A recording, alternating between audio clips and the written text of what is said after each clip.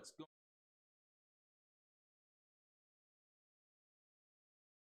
on. Michigan up. Lesson stream out. The game starting. Evan, shout out to Lee. Guys like the for our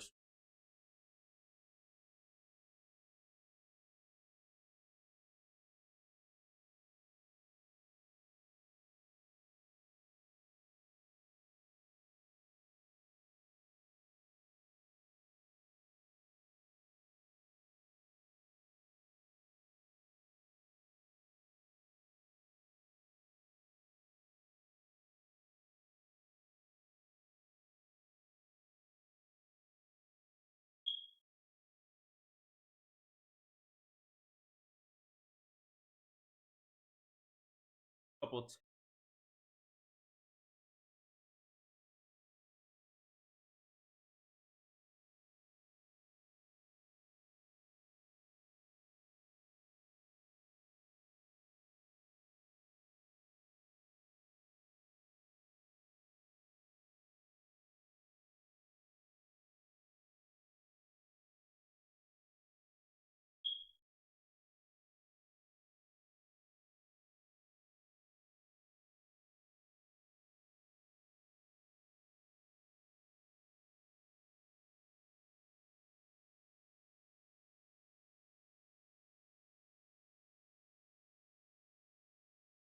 Guys here.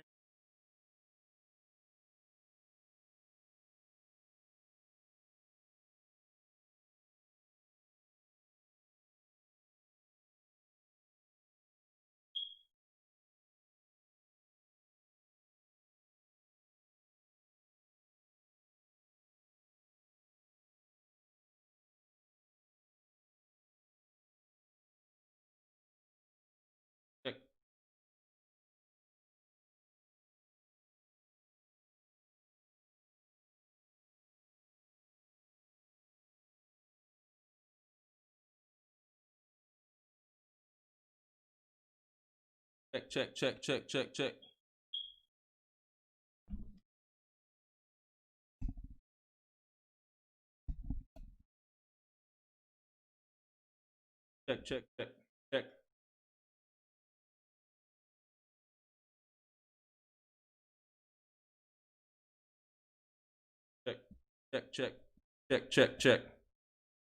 Check. Microphone check.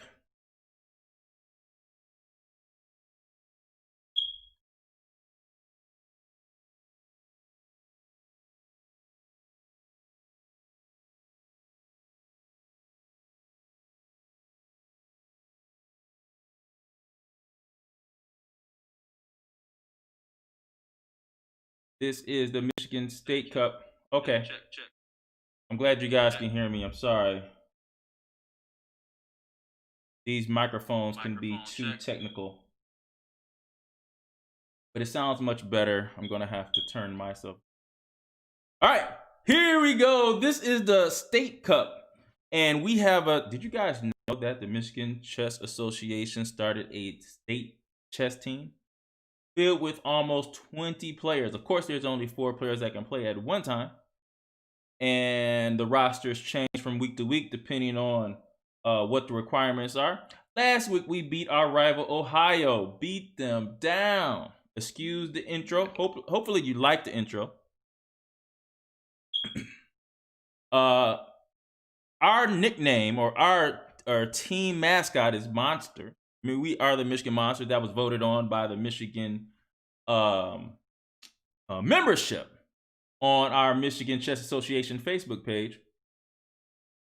Today we're going to field a lineup. The lineup is right above. You can see it on our scrolling ticker.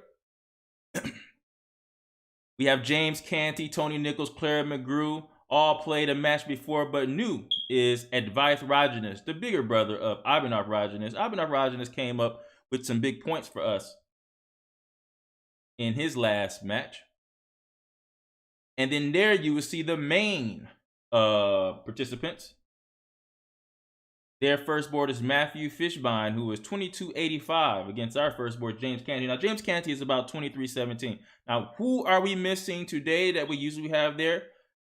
We have Mark Hyman that is missing today. We gave him a break today. So it's going to be very competitive without our best player on our team is Mark Hyman. FIDE Master Mark Hyman is over 2,400.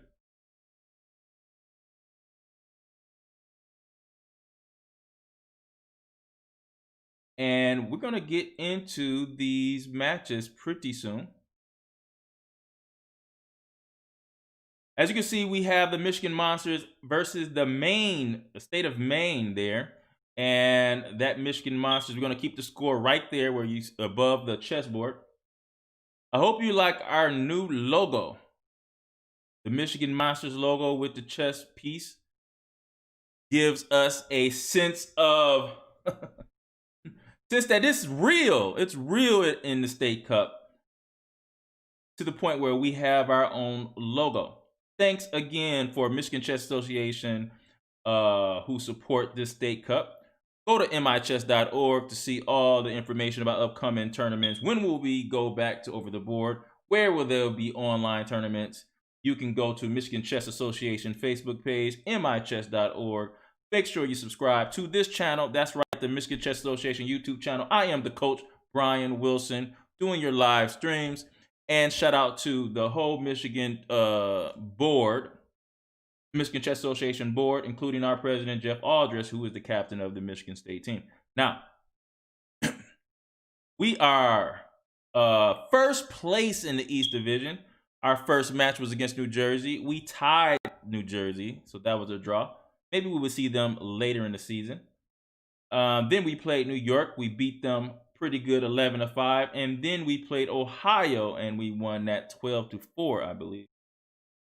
And so that puts us in first place. We have 2.5 points. And we're going against a Maine team that is not as highly rated as us on average, but we are missing our top board this week. So it will be a very competitive match, I believe. So let's see. Have any of the games started?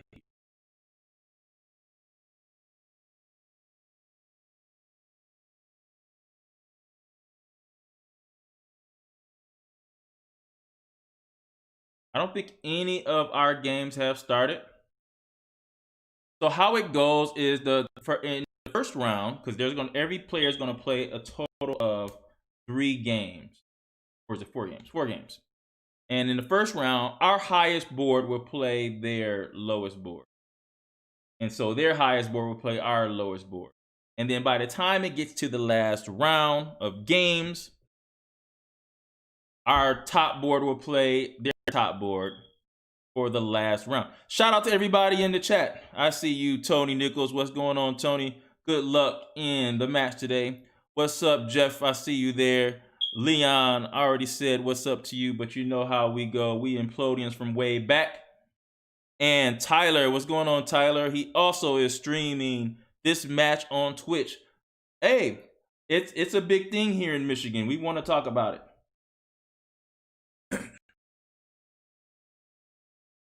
So Tony Nichols is the second board today, and his username is "This Is Not Me." But Tony, it is you. You are the one who is playing second board for the first place Michigan Monsters. And then Checkmate 1-on-1 is Clara McGrew. Shout out to the McGrew family, very talented family. Tim McGrew, what's going on, Tim?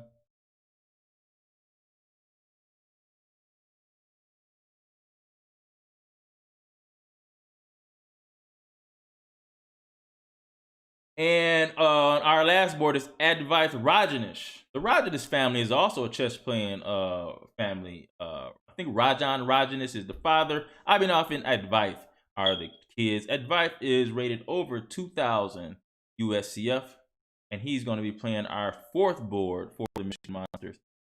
And I forgot GM Canty. GM Canty, I believe, has only lost 1 game in play, I believe. I think so. I have to double check that. But I hear you, Tony. GM Canty has only lost one game, and he's been playing some really, really good games. So is Mark Hyman, who's missing today. It's almost like we could say we have an injured player. But he's not injured, of course. He's just taking a break. And he might be back with us next week. I wonder, Jeff, if you could tell me in the chat, tell us who do we play next week. I don't want to look ahead because we're going to focus on Maine. But we are in the East Division. To all the people that are watching this live stream, thank you. We're in the East Division with New York, New Jersey, Maine, Ohio. What else is it? Pennsylvania. So we're in the Eastern Division. Much the Eastern time zone. You think about that, you know who's in that division. I think we have our first game going on with This Is Not Me. There we go. So This Is Not Me, which is Tony Nichols, our second board, is playing right now against Nebron Mace. That is the username there. And this player, I believe, since Tony is right now, we see Tony Nichols is playing a Dutch defense. It looks like this is the beginning of a Dutch Leningrad. I used to play this a while ago. So Dutch Leningrad has been popularized mainly by Vladimir Kramnik. Vladimir Kramnik. Who else played Leningrad? Oh, Hikaru Nakamura has played Leningrad in his earlier years. And he chooses to play a C6 version. I believe this is one of the highest scoring for black here, the C6. I think there's also a Knight C6. That's the one that I think Nakamura would play the most. And the whole purpose of this is black tends to get a lot of tactics on this long diagonal, the A1 H diagonal. So This Is Not Me is Ron Mace's thinking. This is not me pretty much. Oh, he played Knight A6 here. So I wonder if he's going to go with probably a lot of times this knight hops back to 7. So you can control D5. Sometimes you see this knight actually wind up on C5 after a move like A5. So this is a well-known Leningrad line, and it looks like Tony knows exactly what he's doing here. Let's go to the third board, and that is where she is white.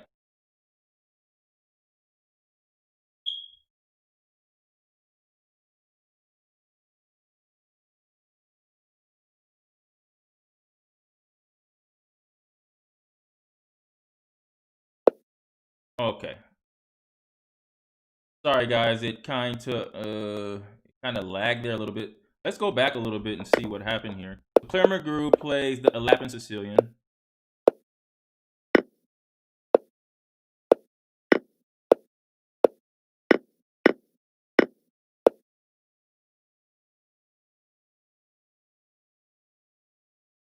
She's building the pawn center.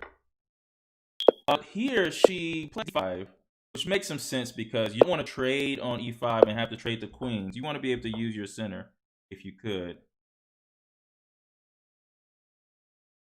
Wow, and already Claire McGrew is coming out with the guns. Queen A4 check. And one thing I will say about the Lapin Sicilian or the C3 Sicilian is, man, you really get some solid positions with white. So now, Cheesemate,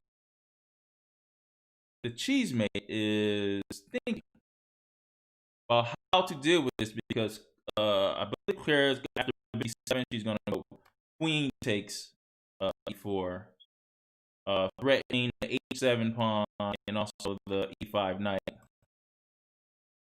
So already, this could be an opening trap here for Clara.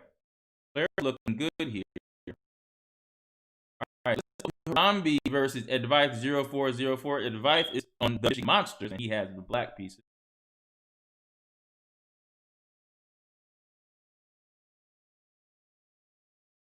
It doesn't seem like they're playing now, so go back. Let's go to our first board here. Shout out to everybody that's in chat here watching us here. I am the coach Brian Wilson, live streaming the State Cup, sponsored by the Michigan Chess Association, captained by Jeff Aldrich.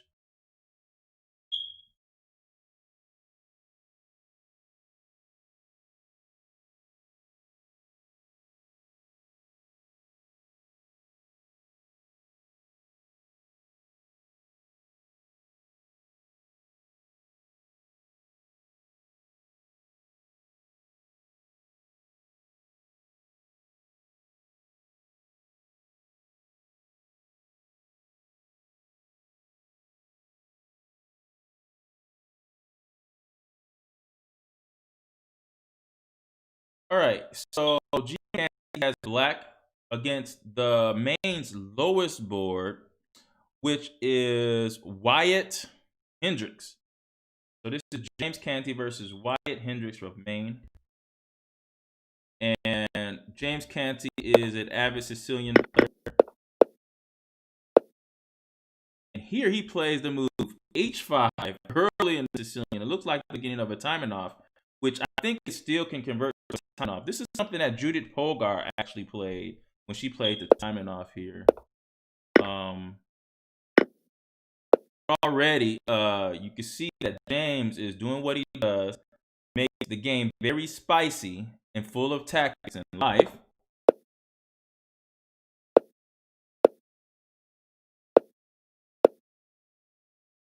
Now, he moved that queen a lot, but one thing I do admire about GM Canty, James Canty III, is his use of the bishop pair. Now, notice he has the bishop pair again.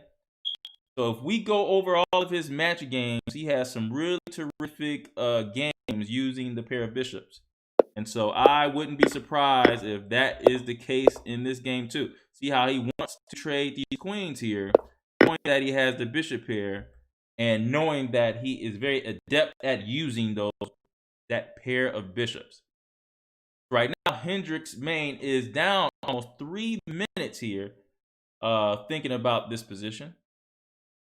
Should he trade or should he not trade? Play this move knight b5.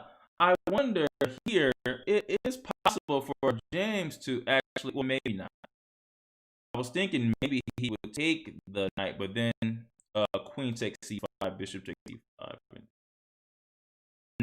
Not gonna happen.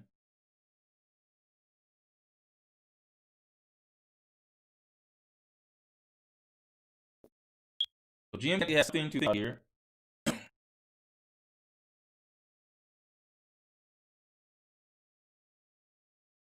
I'm looking at d5 here. Oh, but then queen takes it. He really has to think about this here. Really have to think about this.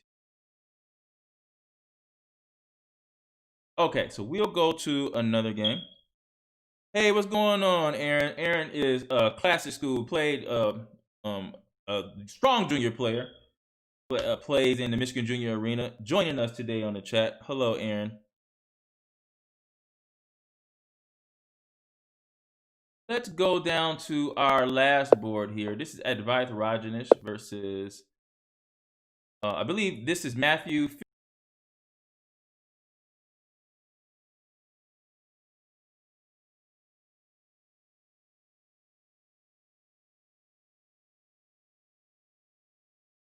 Fishbein. And I'm pretty sure I heard of the Fishbein name. Maybe help me out. Is this a Fishbein from the East Coast? He is a grandmaster. Is this any relation to that Fishbein or Fishbein? I don't know how you say it. I think it's Fishbein. Let me know.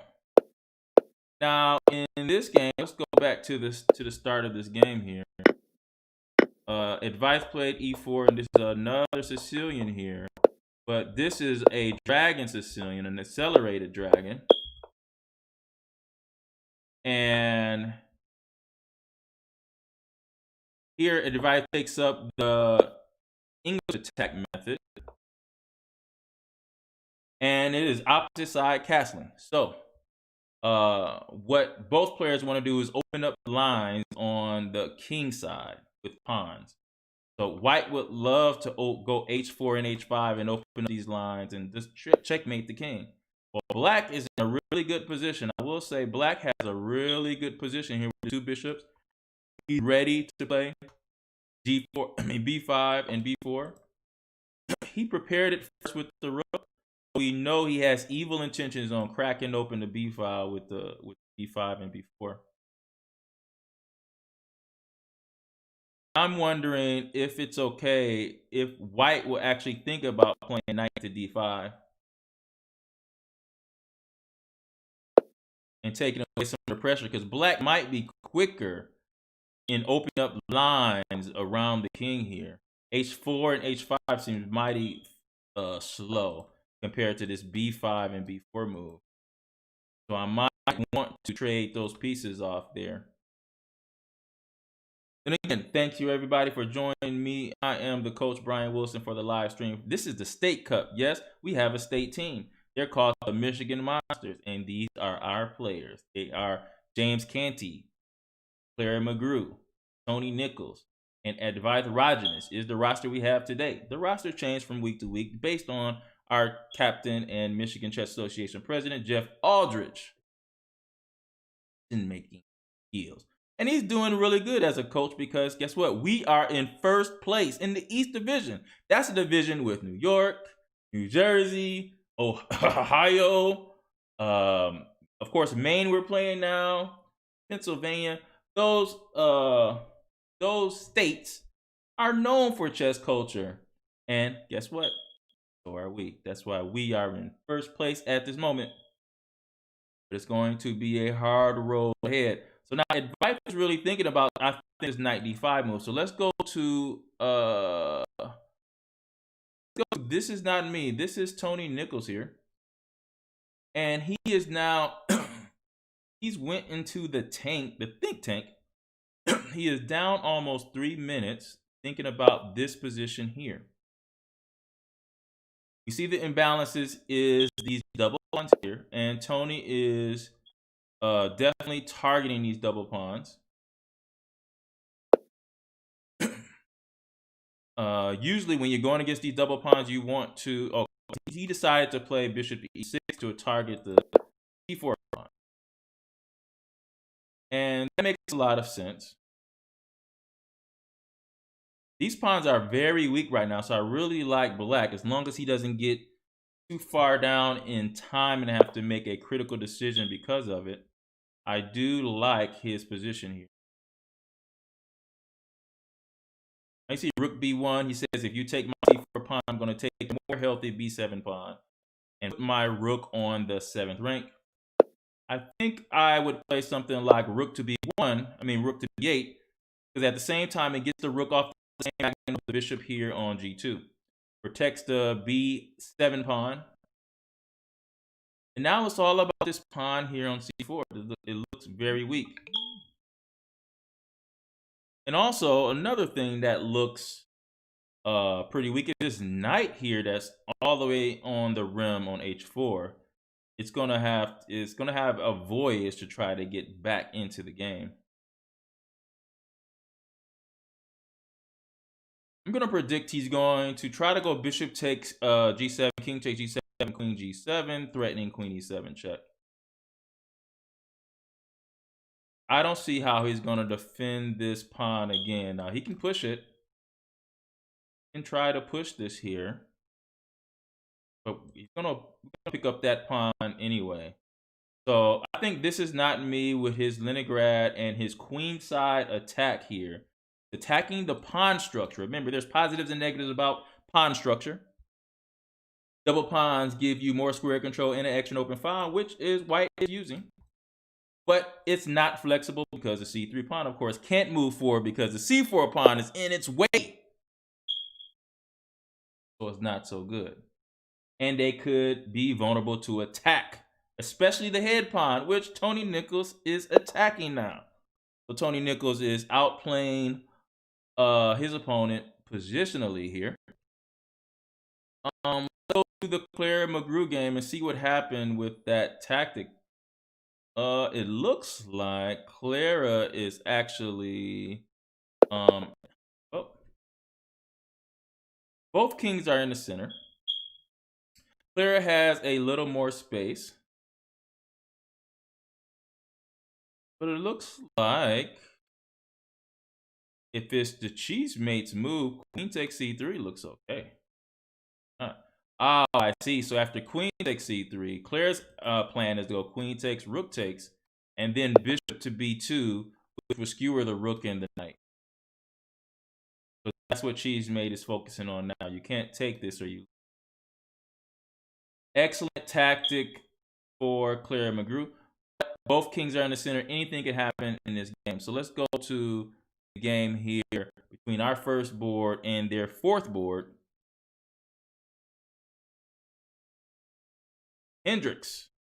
All right, so now we see James Canty. Remember we talked about that bishop here. It's going to start to look like James he's going to start using those bishops now. He's already threatening to play h4, opening up the h file using this rook. Notice he doesn't have the castle right now because it's cluster of pawns, right? Protect the king. Remember, if the position cannot be opened up, your king can be safe in the center. Especially in Sicilian defense is where you often get these cluster of pawns in the center. James Canty is also up more than 5 minutes on the clock. So that's a big advantage, especially with someone who is really good at tactics. See, he's attacking his knight here on c3 twice. That's a problem there. Hard to deal with. And he has the pair of bishops. So I think this is a winning game at this point.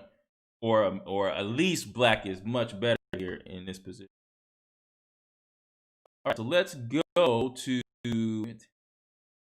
back to Advice versus Matthew Fishbein. And there was some liquidation here. We talked about this earlier. What would happen if he played knight d5? Here he played h4. He noticed that b5 was coming too quick, and now he played knight d5, which makes a lot of sense. After queen d4, he took on f6 first, and here I believe this is a balanced game at this point. I believe this is a balanced game here. He is still trying to open up the b file, but I believe Advice has enough to defend this position. He's pretty solid here. But I will say, Advice, come on, man, you have to move. Advice is down 6 minutes in this position, and a lot of things could happen when your time is low. And I don't believe that there is any reason for him to be this low. For instance, we can play h5 and see what we can get off the h file,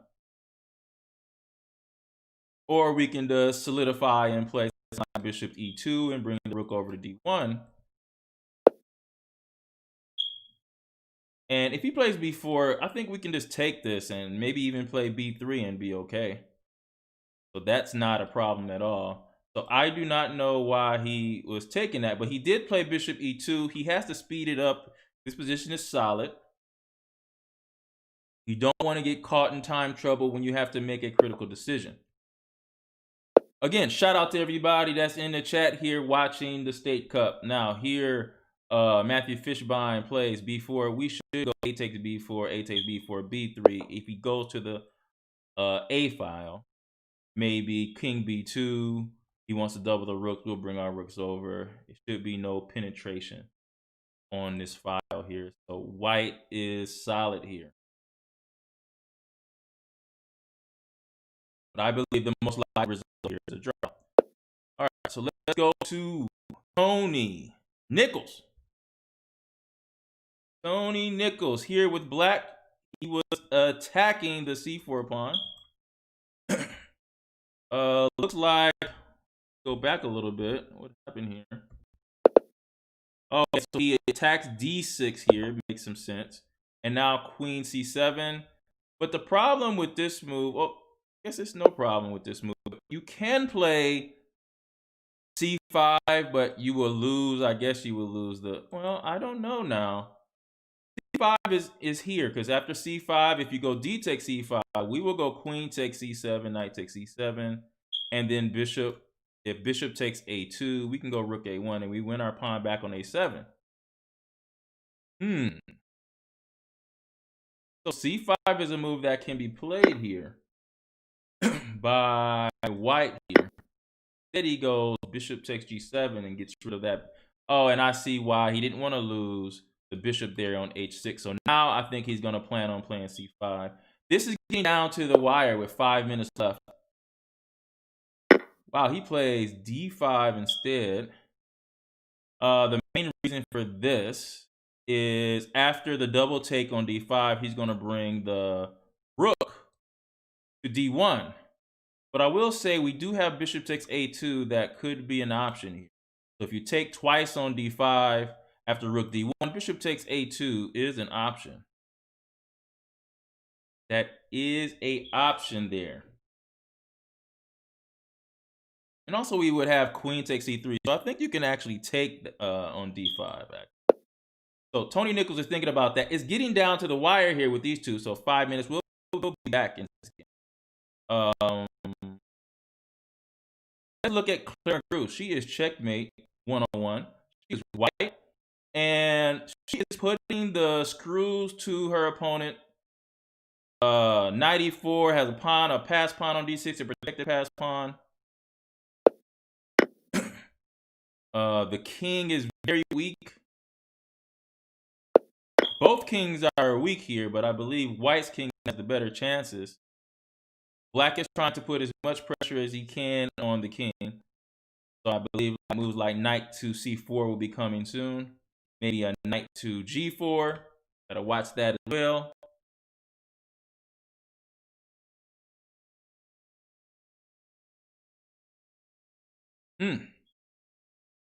And Clara is now, she's down 2 minutes here.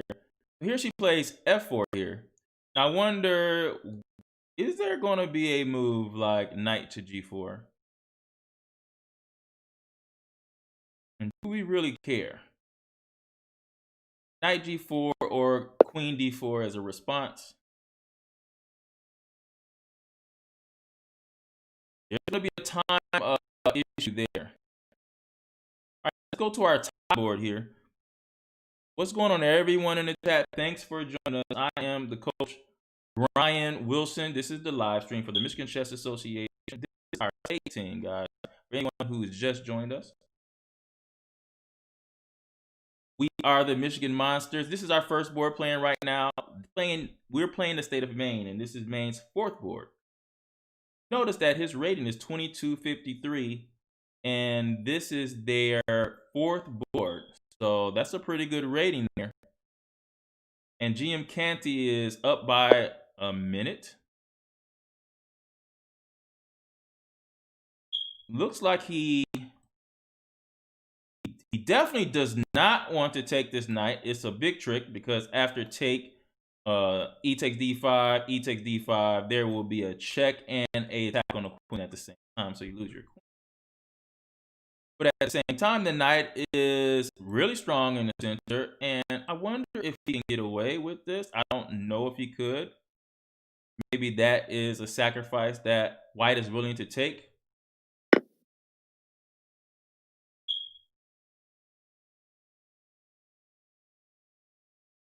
But one thing I do see, we can just move here, right? We can just move king f8, and then that knight can be taken in the next move. But anytime GM Canty, James Canty, thinks a long time, you better duck. You better duck. Because tactically, okay, so there you go. He chooses king d8 instead of king f8.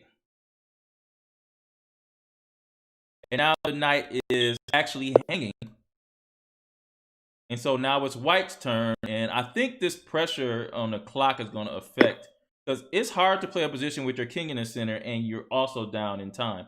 And in a position where both kings are in the center and there's bishop pair and there is attack, I trust GM Canty here. So here we get a quick move, knight to b4.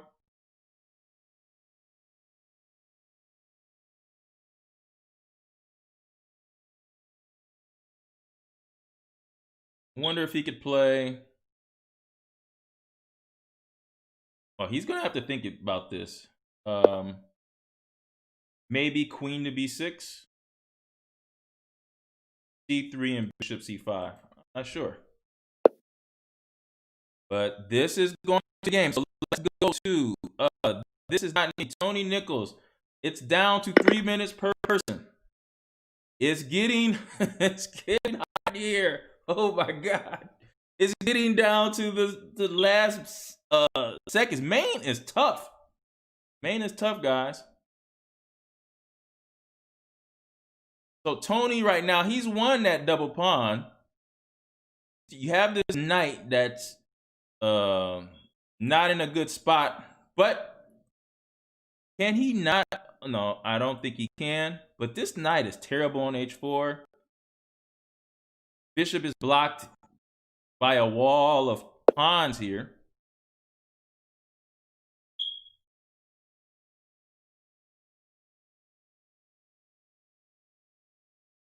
I wonder if he's thinking about sacrificing. He could. I would play a move like queen to g5, threatening to get my knight back in the game when knight takes f5 check. Maybe he's thinking about saving his pawn at this point.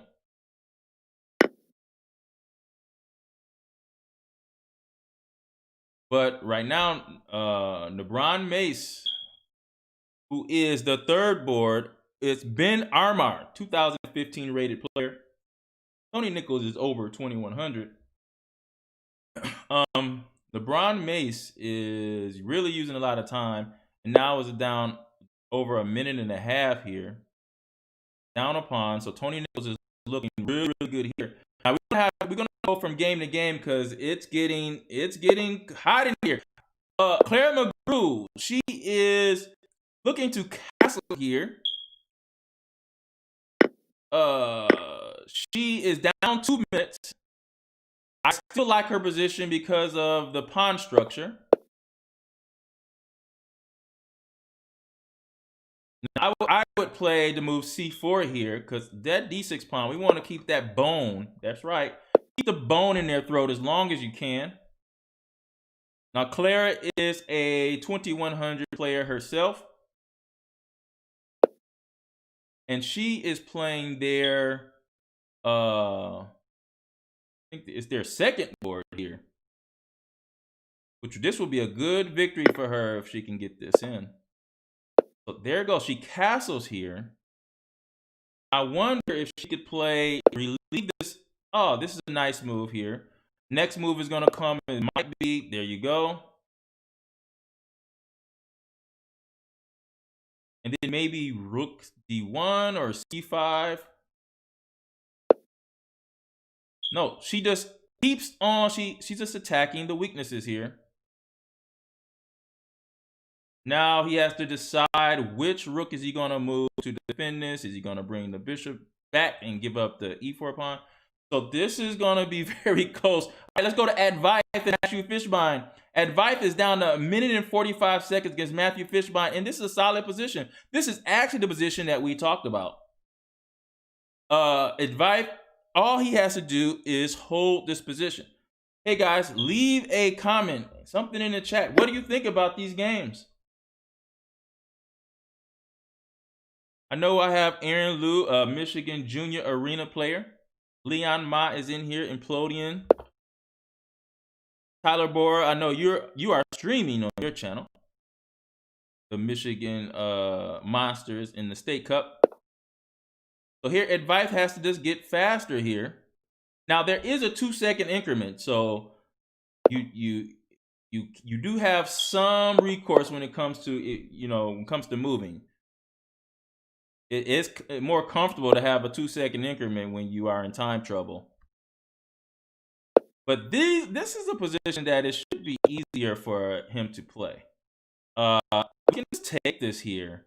And actually, I think taking here and then pushing the pawn, so our draw position here. He did, and just pushed the pawn. I guess you could take it. You could take this pawn, but I will push the pawn because this is a potential pass pawn in a scramble, and I want that pawn to stay on the board. So he does push it. He keeps it in the game. 51 seconds, 6 minutes, 35 seconds. Let's go to Canty here. They're pretty much even on time. I definitely would prefer black because of the bishop pair and the open files that's available, like rook c8. Oh man, we're gonna go from game to game. 31 seconds for LeBron Mace against Tony Nichols. This is gonna be tough, guys, for me to go from game to game here. Oh my goodness. Claire McGrew has. Okay, so Cheesemate has. Oh.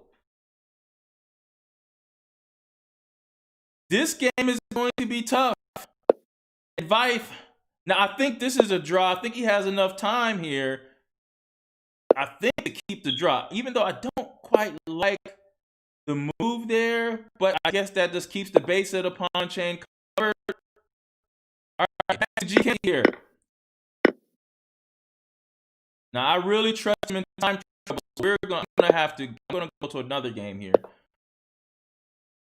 Tony Nichols here is still up a pawn. Should take on a4 here. Oh, and now this knight has to jump back to g2. Oh, okay. So Tony Nichols is planning on going knight g5 and knight f3.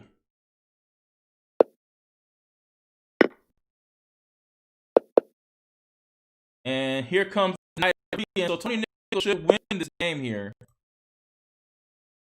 And he's gonna go knight to f3 and then queen to h5.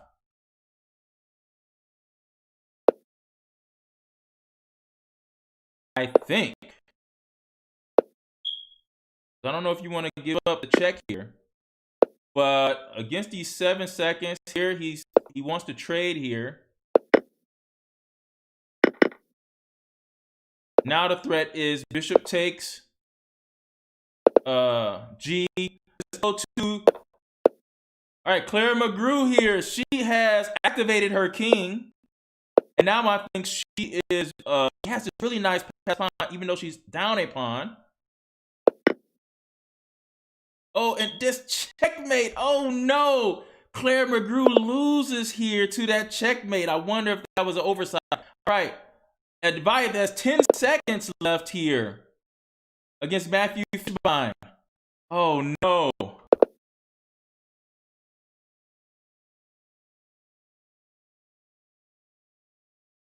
And black has this pass pawn here. It's just ready to go.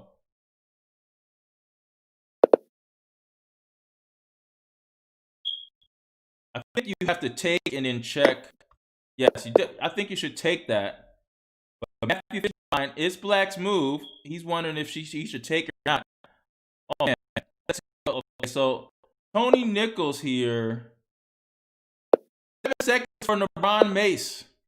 Tony Nichols says double the rook, threatening checkmate on d1. There's a checkmate, rook d1, checkmate.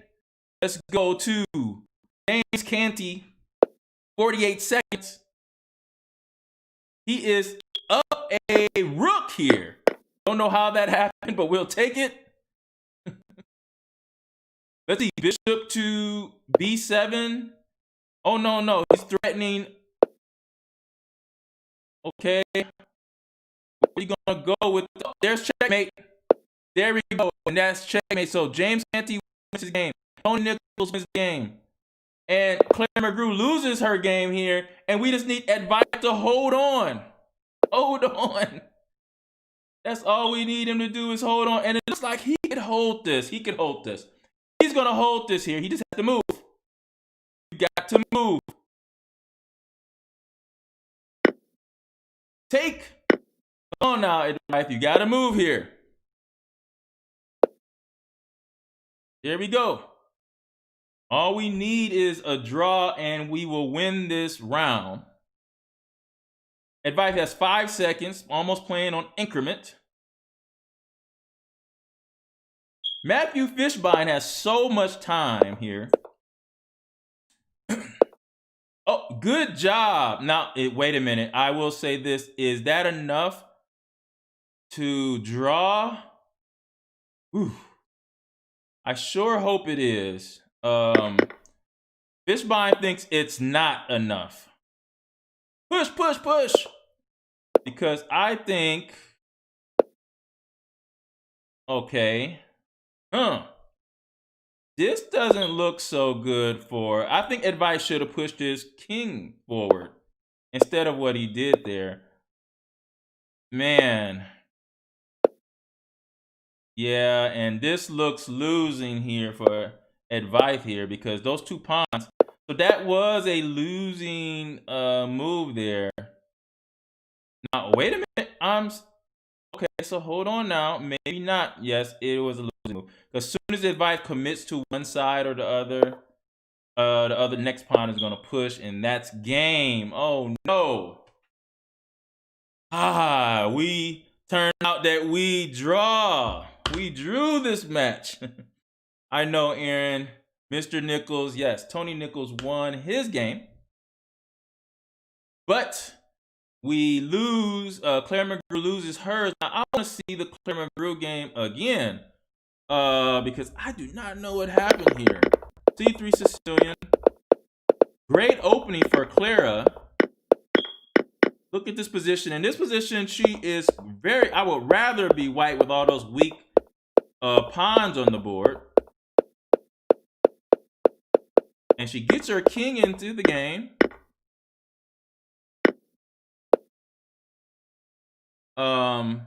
Maybe that... Okay, so yeah, I would have blocked this here. I would have played rook here and blocked the check here. And then after the capture, I think, yeah, white would be winning here because the king is better. But here, once she made it herself. That's exactly what happened. She took away her own escape square by putting the rook there, and that hurt us. But that's okay. We end this round 2-2. Exciting. Everything went down to the wire. Looks like Maine is going to be a problem. Our first two boards won their games. Our last two boards probably should have won their games. Or at least Advice definitely should have drew his game. But we were not able to get that. This game with Advice here, I think this is an easy draw. It's just we cannot play the... Well, I guess he had to play rook c4 to save that. What else could he have done? Well, here, this is the position where I would have to go up. I would have to go up here and see if my opponent is willing to run away with the king first. That would have been my only chance there. But anyway, they are now playing their next games, I believe. Here we go. And Tony Nichols looks like he plays the Dutch with both colors. And he is playing here the Leningrad also with white. That's very interesting that he's doing that. And I already like his position here. Even go 92, he's going to chip away at this this pawn chain pretty easily. We're going to break that whole thing down with c3. And so I like white's position here. I could play something like c3, and that's going to be all the way broken down. And he's going to control the center of the board big time here. Let's go to Advice, our fourth board, versus the cheese bait.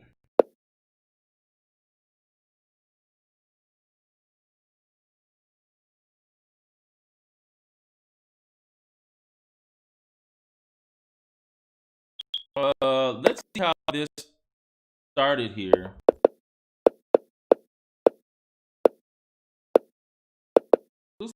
Catalan position, Catalan, and knight e5 wants to take the pawn with the knight instead of the bishop. And the whole idea of the Catalan is to use the pressure of the bishop early on and opening on this long diagonal, clearing that diagonal for tactics over there. This is a queenside attack for white here. And here he doesn't hesitate to take the pawn because we don't need the queens on the board here to use our nice long bishop on the diagonal.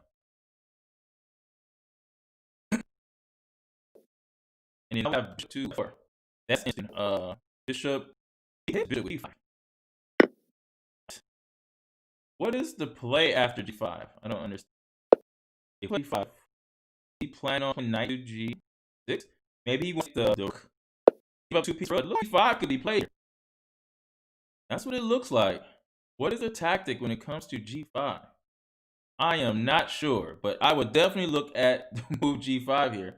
All right, next is Matthew Fishbein versus Claire McGrew. Claire McGrew has black this time.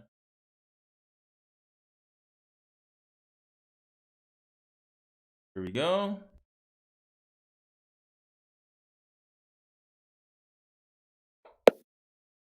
Okay, this looks like another Dutch here. It is. It's a Dutch. Looks like the beginning of a Stonewall. Oh no, it's a classical Dutch here. And Clara occupies the e4 square. And here she has these double pawns, but the double pawns give her extra square control. So she has control over f5 and d5 and f3 and d3.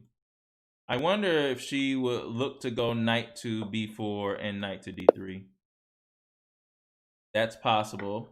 Maybe she has to play bishop g5, so there will be no f3 because of the hanging e3 pawn. So that's something I would also be looking at, bishop to g5, so she can't get the f3 break in. But it looks like knight b4 and knight d3 is an option. So I like her position here with black, as checkmate is thinking about his next move.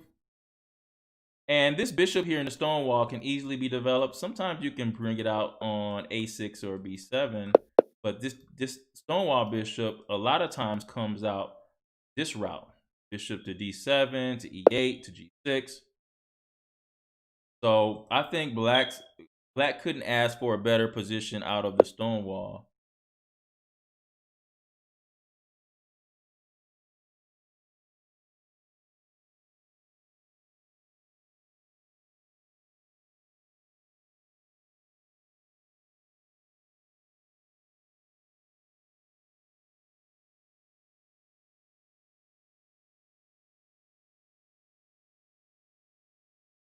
So Claire is doing a good job here against Matthew Fishbein. All right. Let's go to G.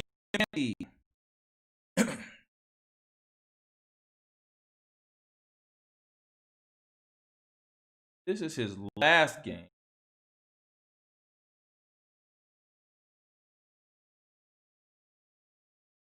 So I think that black has now. GM Canty is playing main third board now, and I believe that in this position, black has made a mistake here. GM Canty plays here the Scotch Gambit, and anytime he has a development lead, he definitely does an excellent job with it. And here, you see he actually wins a piece in this position. And I mean, that was in the first 10 moves. He wins a piece, out preparing black. For that piece, his king isn't the best, but I'm pretty sure he could play like h3, king g1, king to h2, and bring the rook over. Right now, he's just up a piece. You see queen to e4. The main threat is bishop d3, making some weaknesses around the king. And now he's thinking here, because he has a lot of choices here. He has knight g5. What's wrong with knight g5? He's going to have to play something like g6. Maybe he's wondering, should he play bishop to So first he plays bishop d3, threatening checkmate. And then now you go bishop d5, and then bishop f6. And this is over, guys. This is not a good position here for Nebron Mace. And the one thing that I like about James Canty is he has knockout power in the first round. So if you make a mistake, see already, and Nebron Mace has resigned. So this is what GM Canty has done for the Michigan Monsters this season, is he's had many knockout punches. Many knockout punches in the first round, and the first round being the opening. Wow, what a game from GM Canty. All right. I guess I'm gonna have to rush back. We have 1 point there. So here, let's look at Tony. No, wow, Tony Nichols is in the think tank here. He has this big pawn center, really big pawn center. He is down a pawn, but for the price of that pawn, I do like his position. I'm not gonna, this is really good control over the center. I like his position for the price of that pawn, but he's in the think tank now. He's down by almost 6 minutes. That is, I must say, a lot of time to be down. In a position where you are down a pawn, even though you do have compensation for it.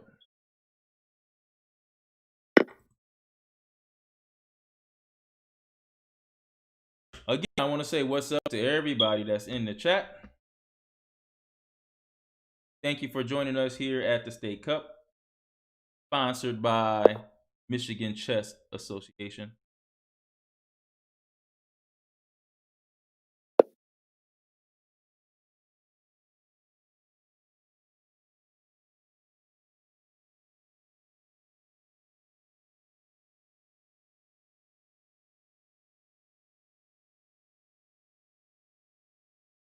I have to update our score.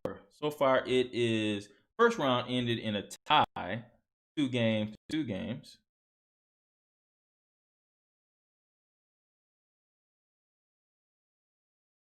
But right now, since James Canty has won his first game, we are now currently up 3-2.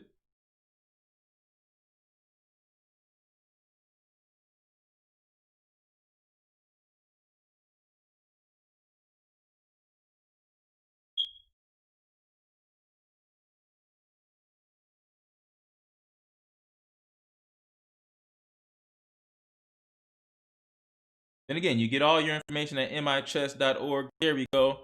We are up 3-2 so far in this match. We have 3 more games going on in this round. We're currently looking at the game Tony Nichols versus Hendricks Maine. I believe this is the second board versus the third board, or the fourth board. Could be fourth board.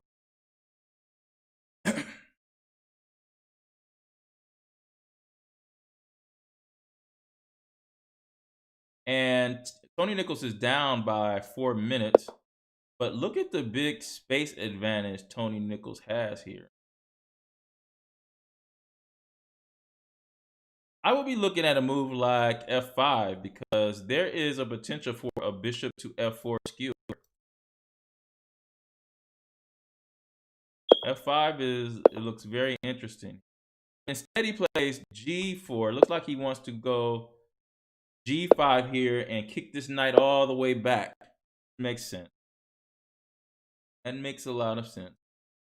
But because of that, I don't think f5 is adequate anymore because bishop f4 is not a skewer because you can easily block with bishop 6. So this is going to be a game here. Here he opens the position up with d5.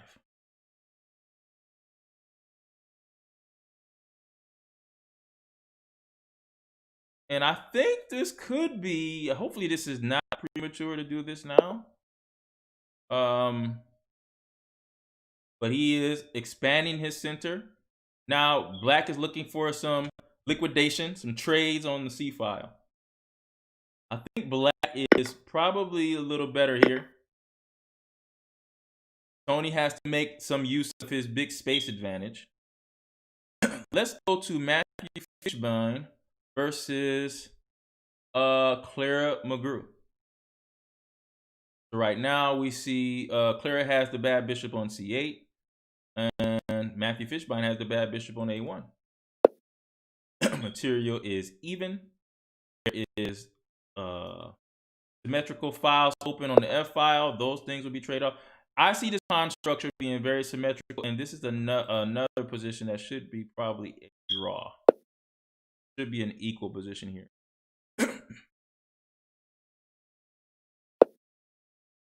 Look like she's going to reroute her knight. She's going to play c6 to keep this solid.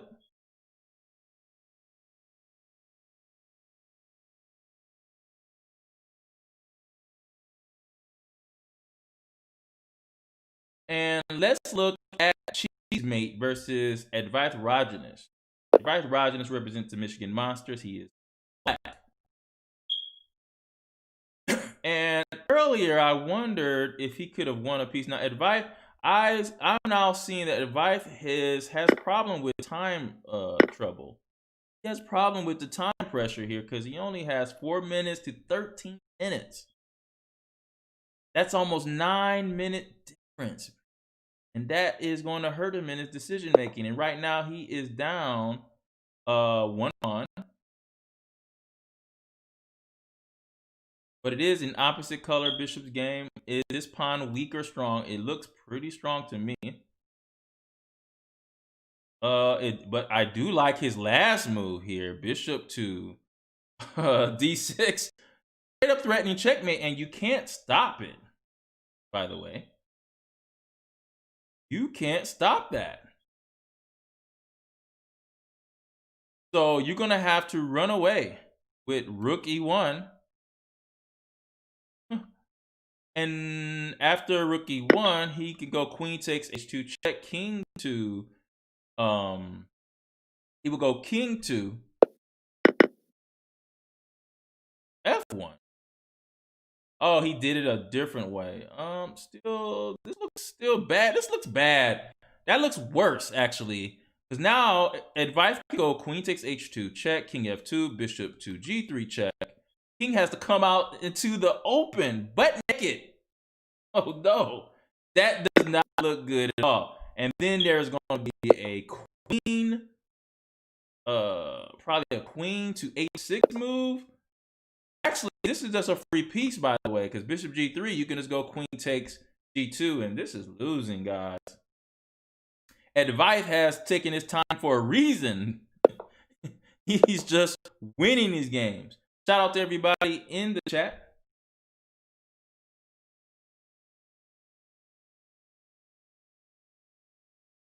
So Advice should win this game here. Let's check in on, Tony Nichols here. And there's been a lot of changes here. So now Tony Nichols is currently happening here. He is down 2 pawns here. And yeah, I thought it was too early to play his d5 move. I think that's a position when you have a space advantage. Be careful of moving those pawns too early because they leave weak squares behind. So a lot of times you want to neuter that space advantage, especially when you're down a piece. You want to make it compensation. You want to be sure that before you move, before you expand your space, that you're actually getting something positive for your position before you do it. Now here, Tony does have the compensation of the bishop pair for the 2 pawns. I don't know if that's going to be enough. There is a weak d5 pawn here. So it could be. I'm going to anticipate maybe he's going to play, well, if he plays queen d3, knight b4, what happened? He plays rook to d1. And d4. I wonder if he can actually go ahead and take this. I think he could.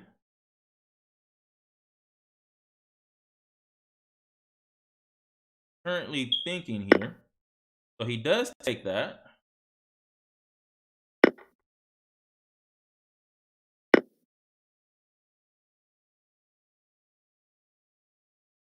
And now we're going to have the bishop pair and versus.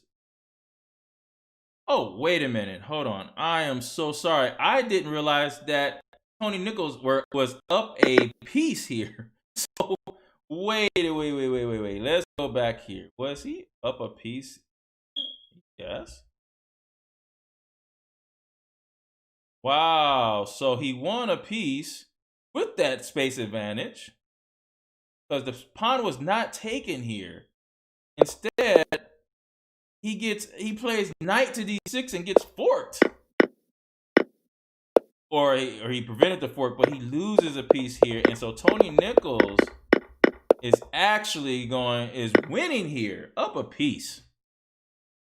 Here he's threatening queen a8 and forcing a trade. So Tony Nichols is winning this. I expect queen a8 coming right away. That should win that game. Let's go to the cheesemate versus advice Rajanesh. Rajanesh wins his game here. From a resignation. The next move looks like it's going to be a skewer of the king and the queen.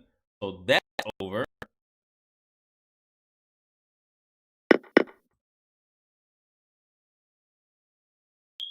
And so we still have one more game, and that's Matthew Fishbein versus Claire McGrew. And this game is looking. Now she is putting pressure on the d4 pawn here, but the bishop is hanging on a1. So I do like her position because of that. I like black here. It's going to be hard to hold on to this as well. I'm anticipating knight to b3 to protect the bishop, and it protects the d4 square.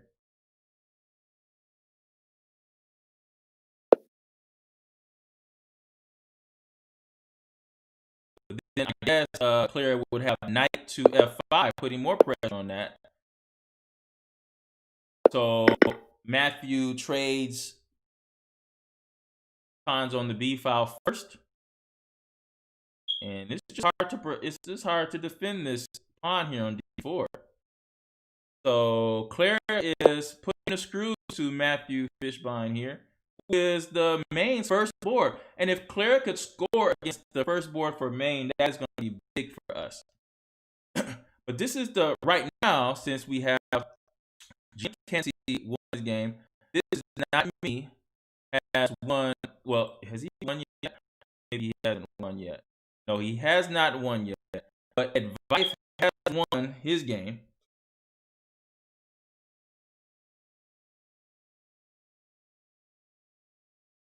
And he has started his next game with Nebron Mace already. And it looks like this is a Maraxibine dragon here. And so we'll come back to that game. But back to the Matthew Fishbein game. Or actually, let's go to the Tony Nichols game here. Hello, everyone that's in the chat. This is the State Cup. I am the coach, Brian Wilson, doing this live stream here. And I am representing Michigan Chess Association here on the Michigan Chess Association YouTube channel. Make sure you subscribe, like, and share these videos with your friends. Chess is back. Now, this is interesting. Black has 3 pawns versus a bishop here. And that's it's very, very interesting here. This is not a foregone conclusion that Tony Nichols is winning this game. But now he's trying to get one of those pawns. Now, I see what he really is trying to do is he wants to create a pass pawn on the a file, but I don't believe he's going to be able to. Oh, what he really wants to do is create a pass pawn and force Nichols to sacrifice one of his bishops for one of the pass pawns, and then that will be a draw game.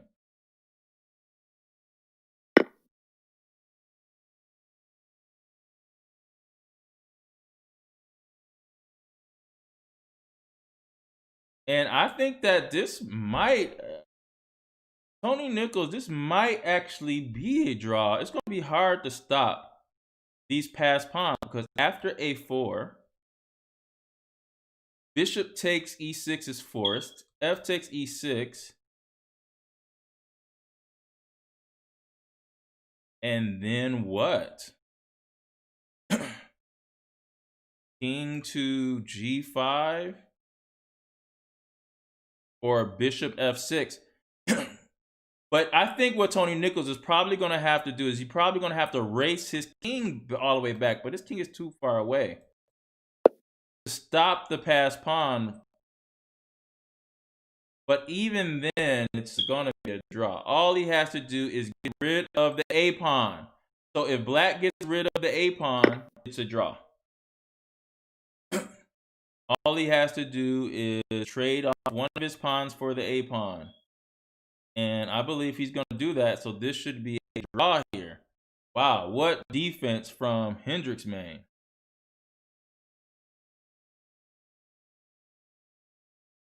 Matthew Fishbein here has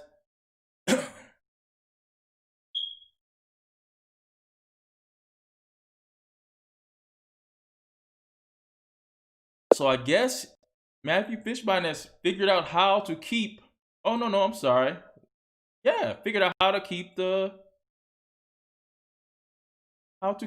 pawn. What happened here? So it was knight b3, but Claire did not play knight to, oh, because the bishop is no longer hanging. Okay, so she decided to play this way.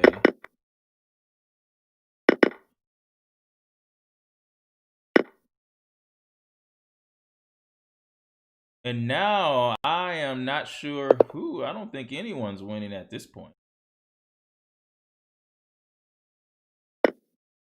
Claire has to be very careful. The bishop on c8 is very passive.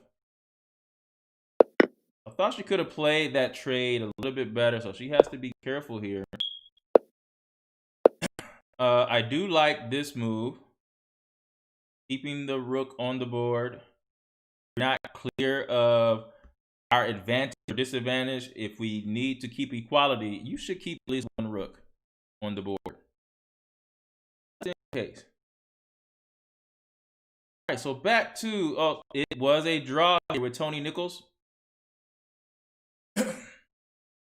So right now, we are so far in this round, we have 2.5 in this round. So that means we have officially clinched this round of games.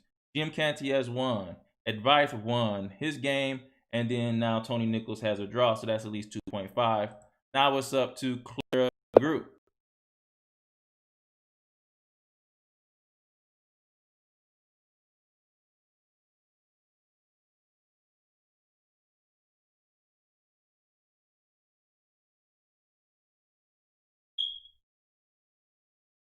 Now, right now, she's putting the pressure on Matthew Fishbein.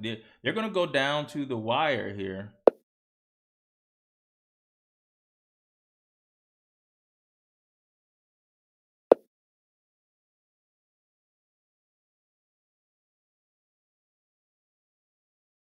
Now, here it looks like white plan is to plant a knight there on e5.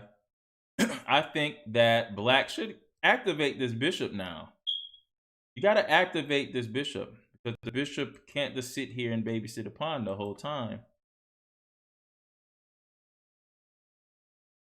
But a draw, no matter what, even if she loses, we still win that match. But we want to have a cushion for the next 2 rounds.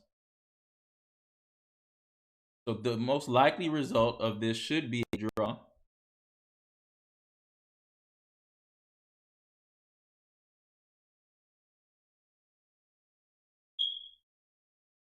Definitely believe, so she goes knight to f5. This is another move that I was thinking about as well. Threatening to go knight to e3. Hitting the bishop and the c4 pawn. Matthew stops knight e3. Maybe now we can play the move knight to d4. Would the pin hurt us? No, because there's knight takes a free check. So yeah, knight d4, and then we have pressure on the c4 pawn. Claire has to be very aware of her time. So she's giving up the e6 pawn for the c4 pawn.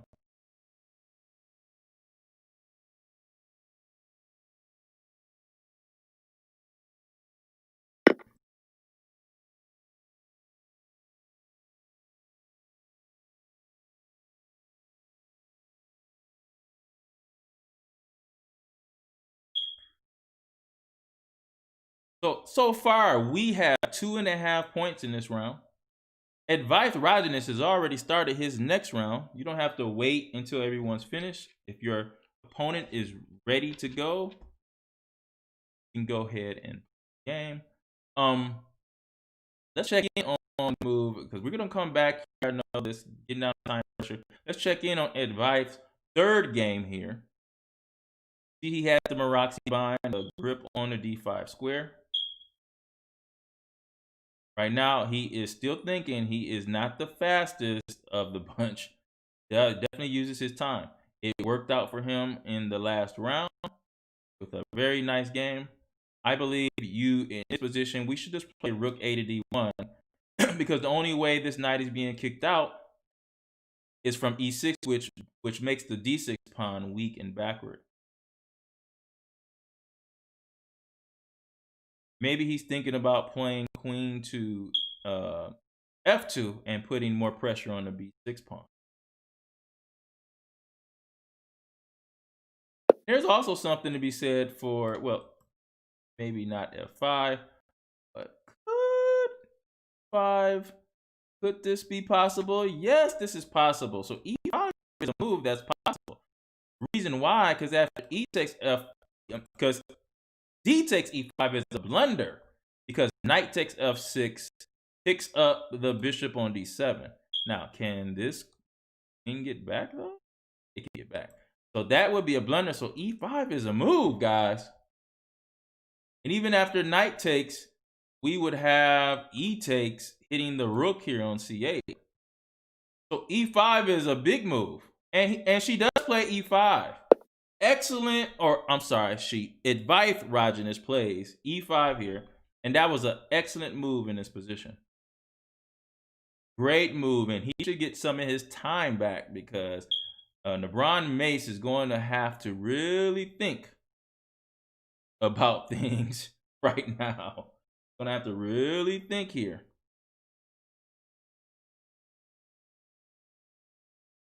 All right, so here we're back to the game. Matthew Fishbein versus Clara McGrew. See, Matthew has this nice knight on the outpost. Clara is putting pressure on the c4 pawn. So I would guess that rook to c1 or rook to, or maybe rook to d4 is even better. So you up the open file here. Oh, I see what was going on here. So if he was scared of rook a2 because the back rank checkmate was a problem there. Because you notice the knight is covering the f7 square. So there's no way to run for the king.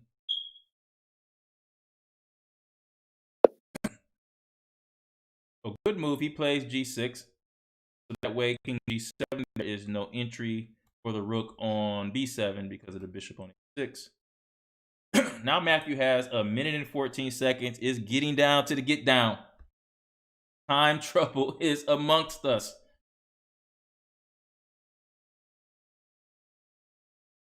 So when we have this time trouble, I like to, it's all about who is the best. And we know who that is. That's when we are the best, when we are in time trouble.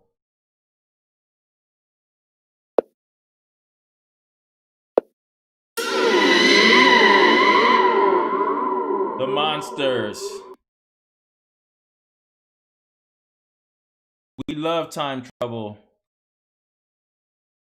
because that's when we perform the best. That's how we did it against New York. Ohio.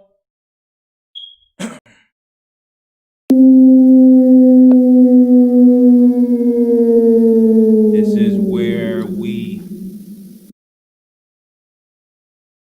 prevail when it's time, when it's pressure. Thanks for joining this live stream. We see Claire McGrew has 37 seconds left. She's looking for a place to put the bishop. Oh, now that's going to be a tough one, by the way. Oh, okay, I see what she's doing. So she is planning to go rook takes g2. Remember, we have a 2-second increment here. Now, I wonder, what if you go check first? What if you go check first? Is there any check? Mating net's there. If we go check first, there could have been a mating net there. After king to g, could have been a mating net there.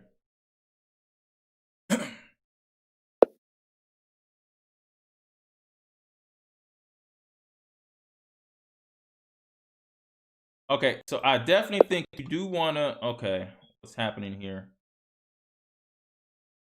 I thought she would go king up, but she doesn't have much time here. So Claire is operating on 8 seconds. Matthew has 35 seconds here. And this is going to come down to the last drop. Hey, what's going on?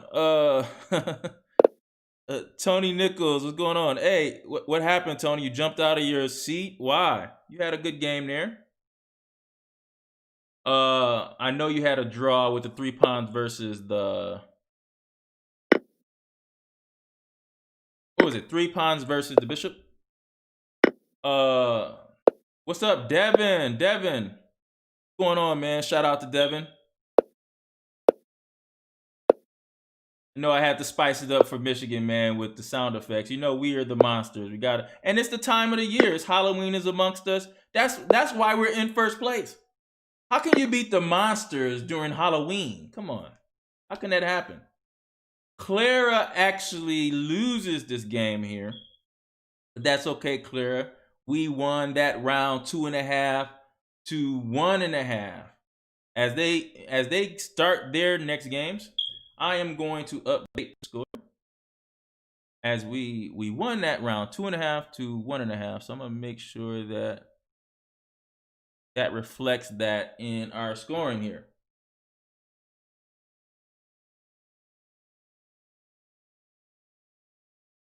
All right.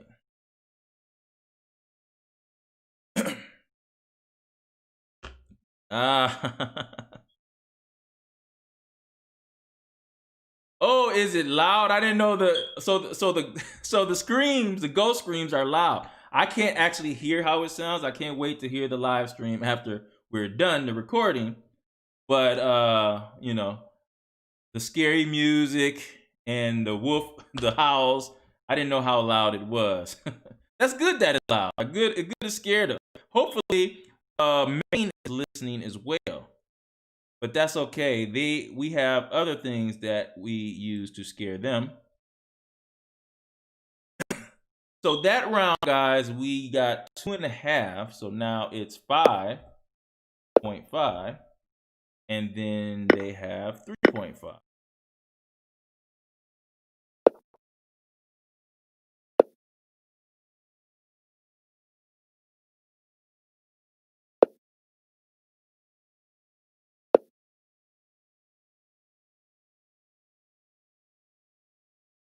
I got that right. 2.5. Yes. This should. Oh, no. I got that wrong. We have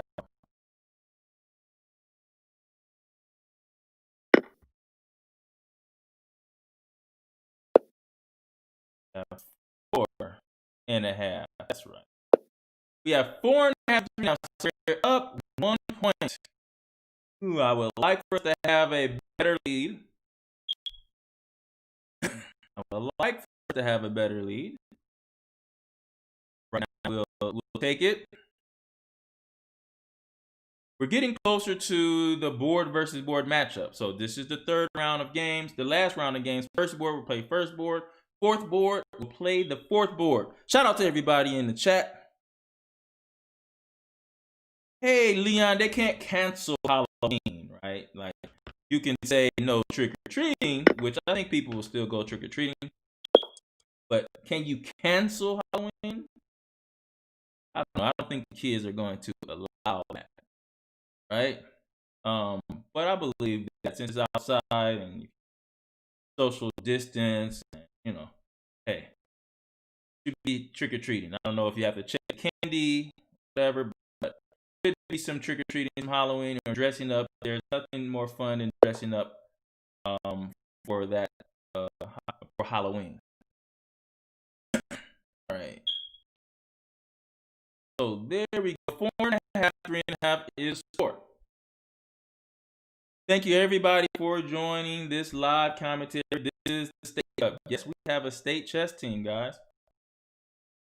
And one thing I want to do is check in on Advice and Nebron, because he started his third game early because he finished early his game with a nice attack. He still, and this attack is just as nice. He wins a piece with a really nice breakthrough.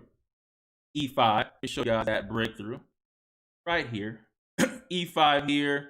All kind of tactics with this bishop on F3 aiming at this rook on 6, plus the tactics of the queen on the open file with knight takes F6. So everything was there. So he did a really good job here. Wow, and look at that here. If pawn takes in here,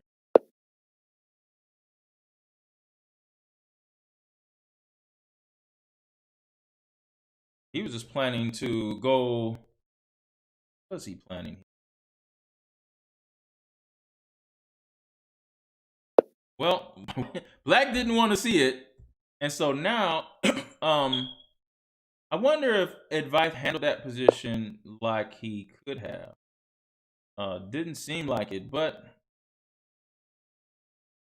Advice has an extra piece here and should be more than fine in this position.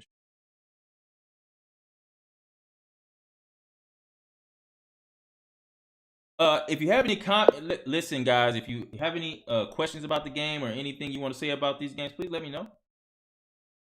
Hit me in the chat. Looks like we are Michigan Monsters Advice is winning his third game here. Let's get to look at GM Canty here. He had a quick knockout in the last game. First one done. It was just a knockout blow. And GM Canty, I think, is our knockout artist.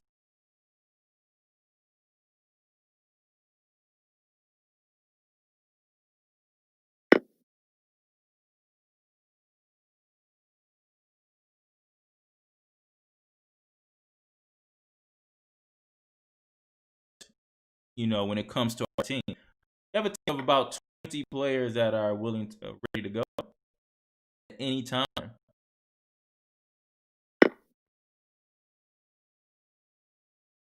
Here's Cheesemate versus GM Canty, and right now, GM Canty is up a pawn, but looks like he's getting ready to take this pawn here. This is like this was a King's Indian defense. And then again, I am looking at this and I'm saying to myself, hey, this knight has a good square on c5. I think Black, you couldn't ask for more with Black here. I like this knight f6 move. This is the only to solidify the c5 square, probably. Maybe he really does wants to trade here. I think this is still going to be a pretty this is going to be a game here. Cheesemate is doing okay with white. White, he still has space advantage. Remember, space advantage gives your pieces better squares to move to. And when you have a space advantage, it's usually a good idea to avoid trades. Like trades offered by Jim Canty was avoided by the cheese mate. Now, Jim Canty has a really nice night here on F4. But Cheesemate is going to look to neuter that that space advantage, to squeeze that space advantage. So white is just a little better here. This bishop here on e6, maybe I spoke too soon because this bishop on e6, where do you go with this bishop? You go all the way back to h3 and open up your king with knight h3? I do not know. But that bishop doesn't have squares. So I don't know if he's willing to sacrifice this. Looks like he is willing to sacrifice it, because then the 6 square would be weak. So that might be to actually play that. That's a pretty decent move. So GM can't have to be careful in this position.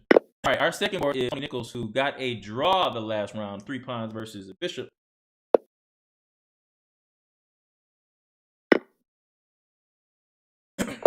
Thank you everybody for joining the Michigan Chess Association YouTube channel and the live stream. I am the coach Brian Wilson, here with you, looking at analyzing the State Cup. This is our state chess team.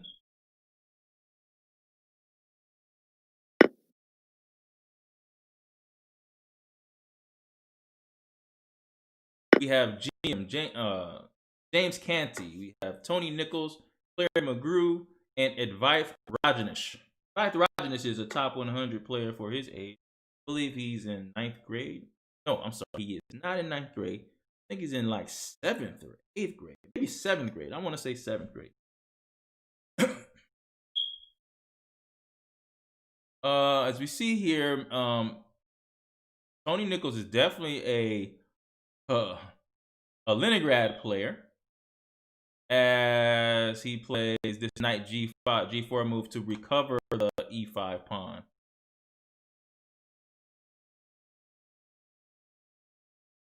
And he goes with the knight a6 variation here.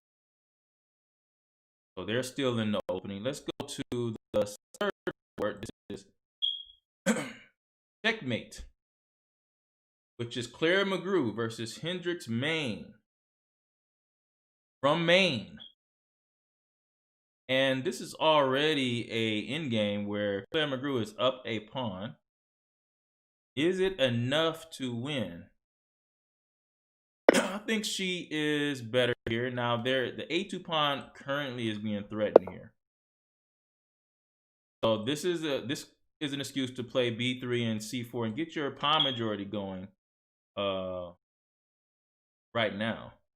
Or she could even play queen a4. I like queen a4 because it makes the queen babysit the rook, and it puts pressure on the a7 pawn. So I think queen a4 is a strong move. It also protects a2. You always want to look for moves that do multiple things in that one move.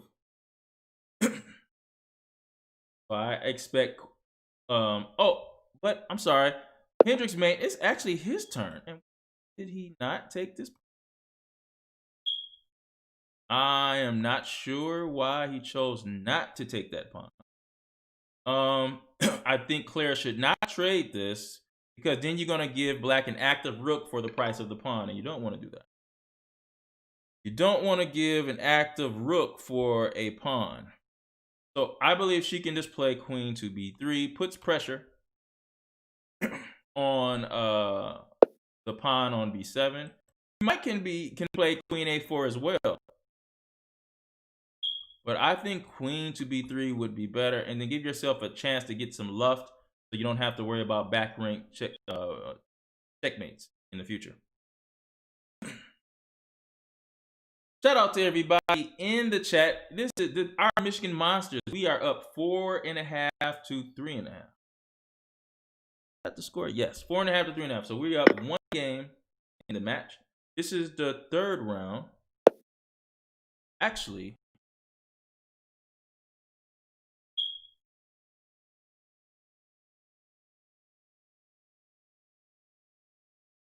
still have.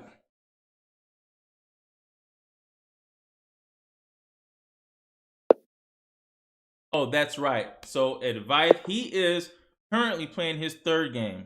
get confused because he played his third game so early. But he's currently playing his third game, and see, he has 30 seconds left. I don't actually know what happened. Did he give his piece back?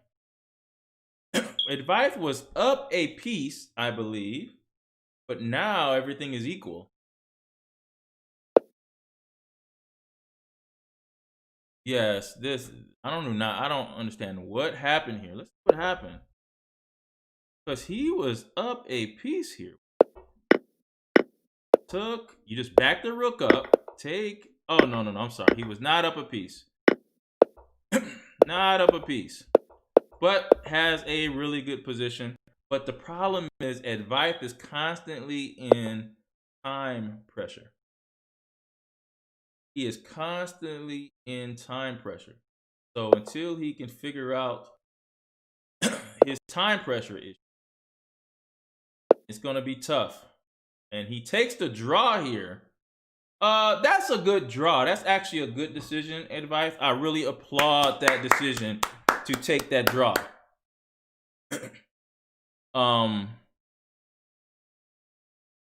Because you were down in time. You're down 21 to 21 seconds. The position is pretty much, he does have a pass pawn. It is equal. So just take the draw, get out of there. So that means it is currently 5-4. 5-4. So Advice held his board down with a draw. And maybe he got a chance to look at other games. Like, look at the Cheesemate and GM Canty game here. Like I said, GM Canty had to be careful. And GM Canty is actually now down almost half the time as the Cheesemate. And that's pretty significant. He is still thinking about this move that was played on him, C5. Now, I will say this. Anytime GM Canty thinks for a long time, everyone should be scared. All right. So we did get a draw from Advice. Let's go to Matthew Fishbein versus Tony Nichols. Time is about even. Nichols has really good control over the center. This is a really nice Leningrad. You asked me, a very nice Leningrad, actually.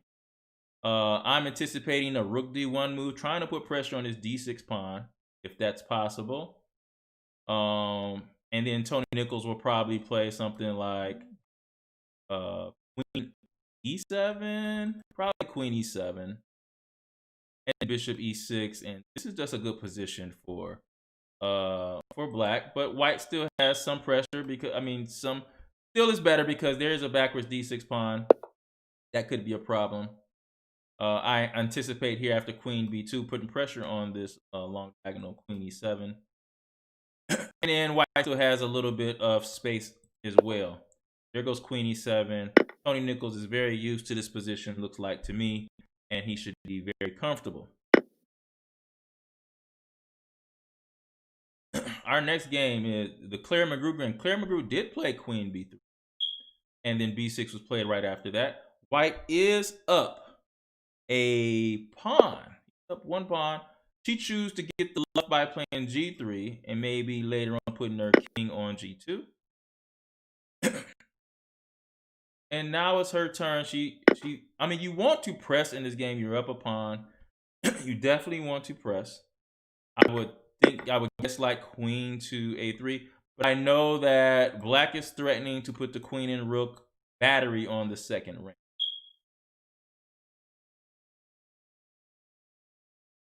So maybe doesn't want to do that, but I think she can get away with Queen a3, Rook d2, and Queen 6 a7. But maybe she doesn't want to split her pawn. But once this Rook comes down to d2, there will be no defending this b2 pawn.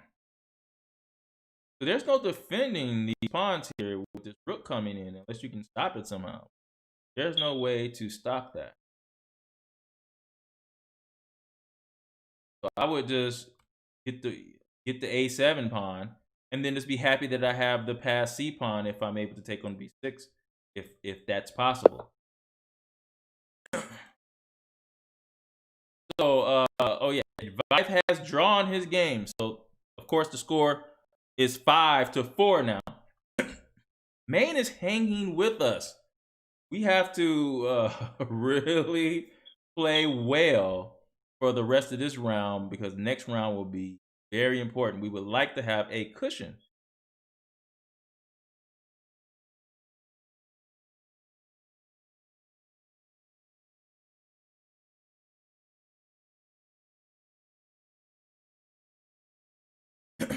All right, Tony Nichols here versus Matthew Fishbein.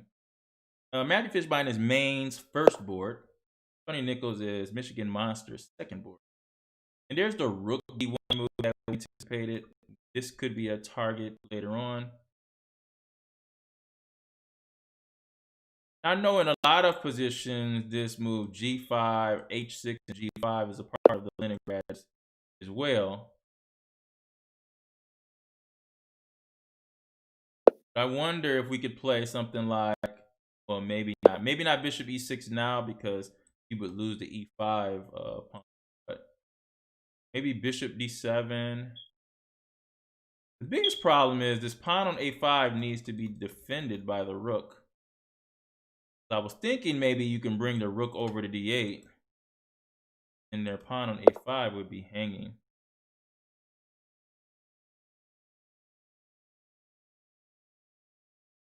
Maybe you can actually play, okay, so he did play bishop d7.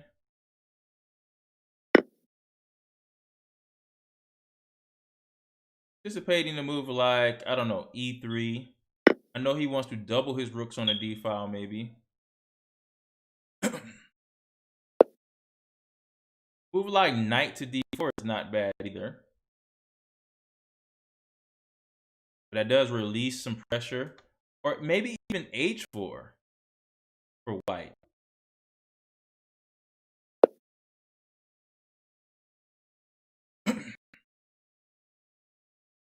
So this game is going to be very, very important game here. Matthew Fishbein versus Tony Nichols.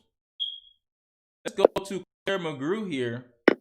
She has the extra pawn, and it looks like she did what we were talking about. It just happened in a different way. Now, queen takes b6.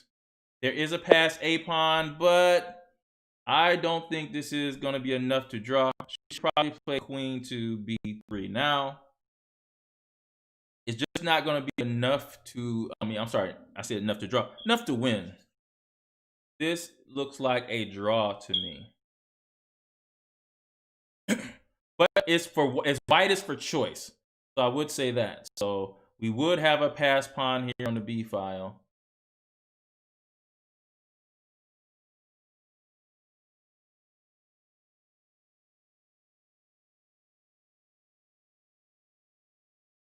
Shout out to everybody in the chat. I still see Classic School. What's going on, Classic School? Aaron Liu, who's been playing on the Miss Aaron Liu on. Man, he's playing the Michigan Junior Arena now. On the Battle Creek Blitz. On the Battle Creek Blitz. Shout out to Aaron Liu. He's played the Michigan Junior Arena last seasons. And also we have Leon 1357. That's Leon Ma, Implodian. Of course, that is my group of kids that I train. Shout out to all the Implodians out there that are watching the State Cup.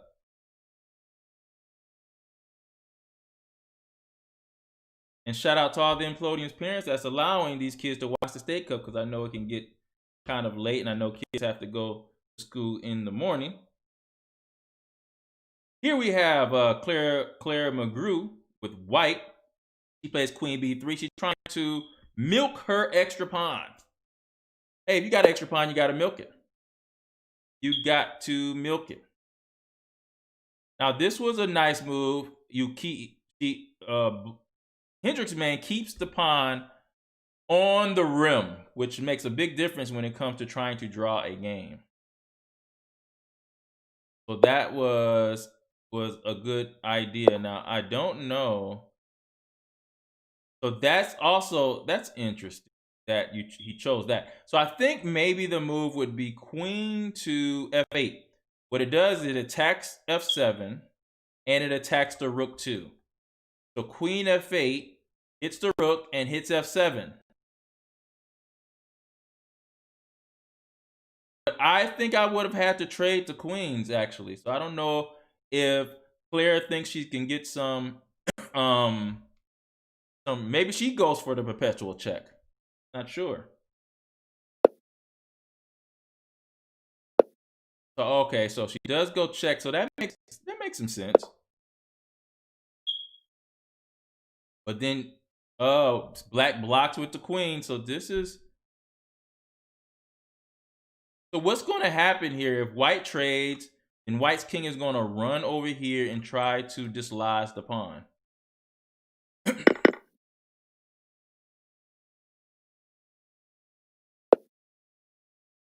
think I probably would have tried to run first, but here comes the king. The king is going to run over here as fast as he can and try to dislodge the pawn. Hey, shout out. What's going on, Adam? Adam, what do you think? Do you think this game is a draw, or do you think white has something to play for here?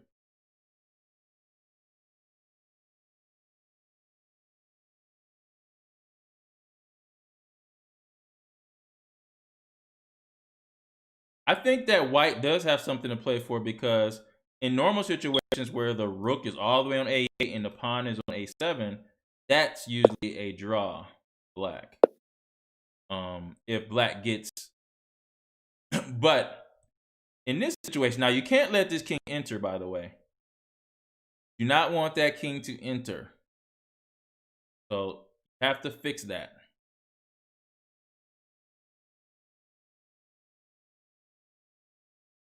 So she's thinking maybe she should play f3. I don't know if she's thinking that. f3 and then h4, or h3 and then f4. I'm not sure, but she is thinking, but she is thinking a little too much here, because she is down in time here. And that affected her, I think, the last round. I see we have some spectators here. Squat to Death is here. That is our first board. Mark Hyman. Shout out to Mark Hyman here. He's watching the game here. We already have half a point from advice. Rajesh. Now here we go to the game. Tony Nichols versus Matthew Fishbein, and there's a big time disadvantage here for Matthew Fishbein. Tony Nichols is up 3 minutes. But he has this really control over the center. You couldn't ask for a better Leningrad Dutch. Couldn't ask for one. Look at the knight on c5. The space advantage in the center. This is a nice position for black. Okay, we had a result here with GM Canty. GM Canty is our knockout artist. He's like the Mike Tyson of our team. So here he spent a lot of time on the move c5. And anytime GM Canty thinks a long time, it's trouble. So here he did not take on e6 right away. He kept his patience, then took on e6 now, and then took on d6 here. And now he has these two central pawns. And what does he have again? The bishop here. GM Canty values the bishop here. I see you, Adam. Yes, only white can win that game. We're going to get back to that game soon. And here GM Canty goes to open up the king side, which is his specialty. And here comes the two pawns in the center. Look at the bishops. And oh, it was just a blunder of a piece. That's all. GM Canty takes on b6, blunders the piece, takes the blundered piece. And that is a win for the Michigan Monsters. So right now, Michigan Monsters are up 1.5 to a half point. Now here, Claire McGrew is trying to keep the balance. What happened here? She still has this passed pawn. Wait, what's happening here? Clara is white. Sometimes you can kind of get confused by how it looks. But black is intending to play f3, f2, and queen.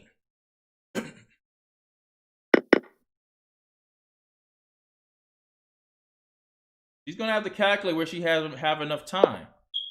Push, push, push. Ooh, I don't think so.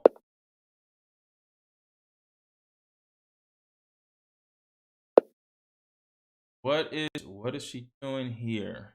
Oh.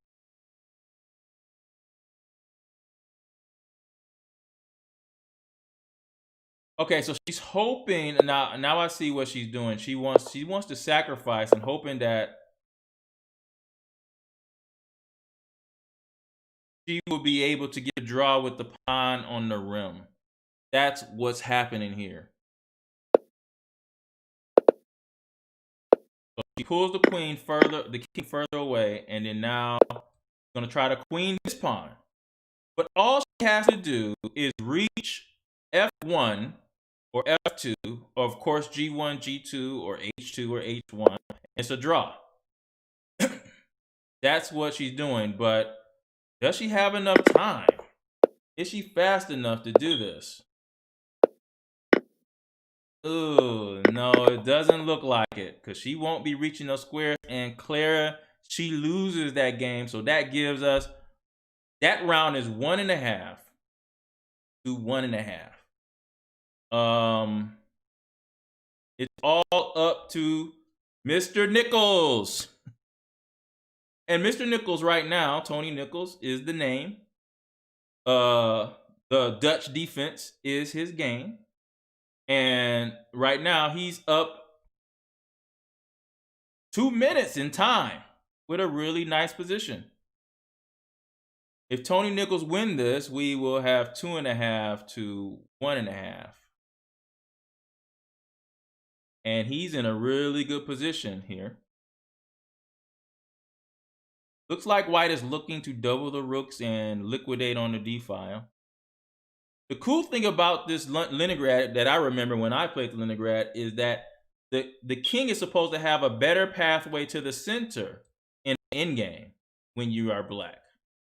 Especially if you trade off this dark square bishop. I remember that part of it. One of the first openings that I've played. There he trades the bishop here. Now,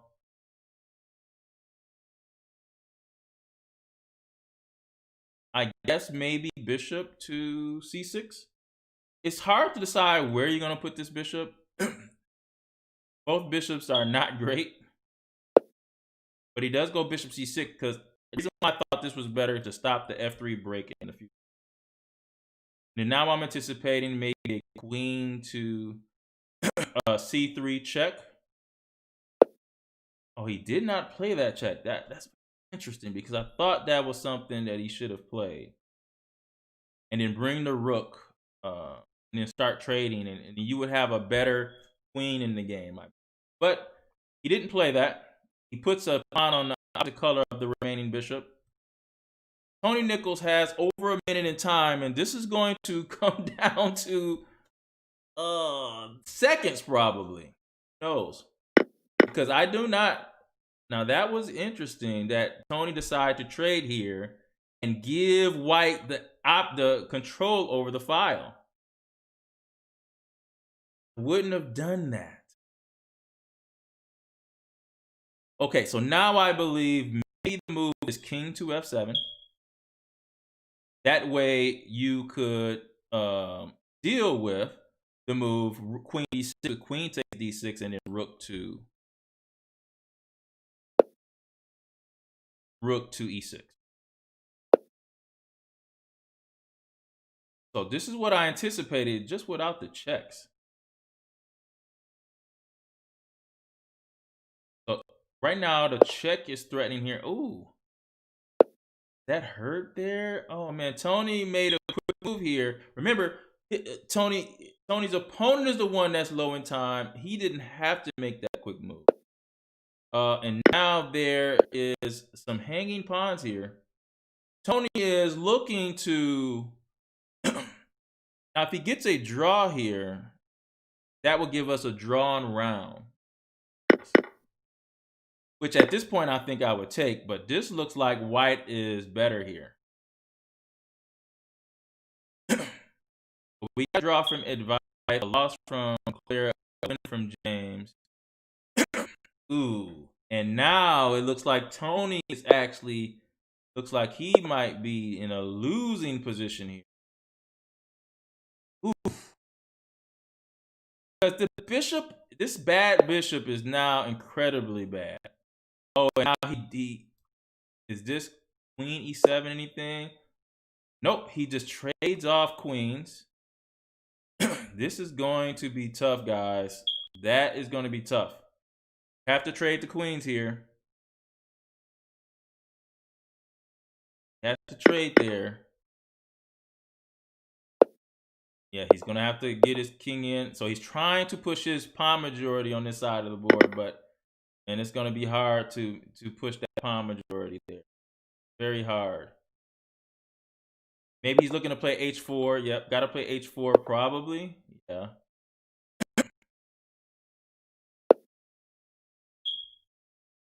Might just ignore that. Maybe now we play f4. Okay. Can't ignore that now. Tony's just trying to hold this position.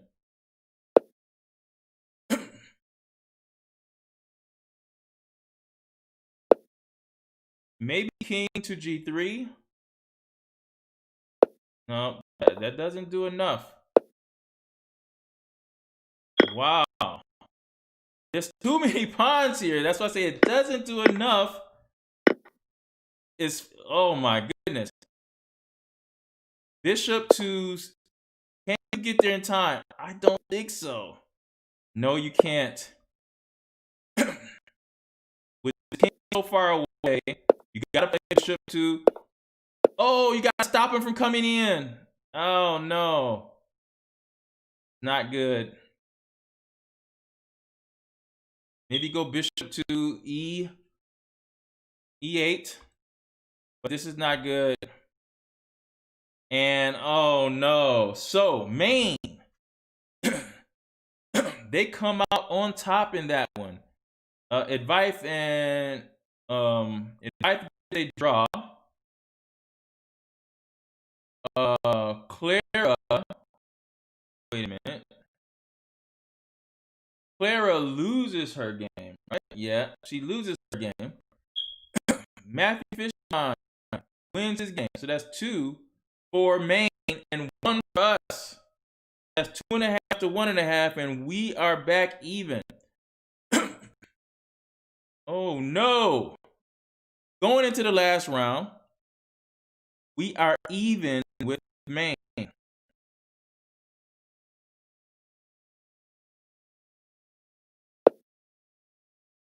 I'll just adjust the score here.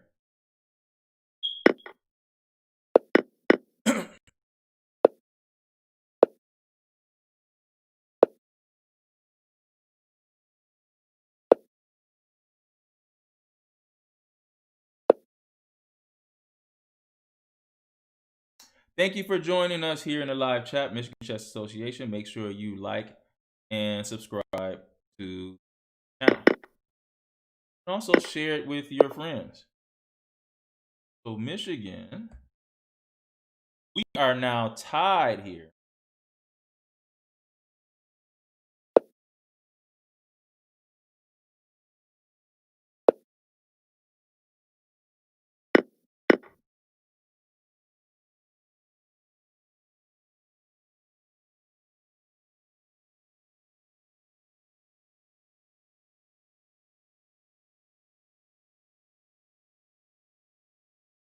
Six to 6 is the score.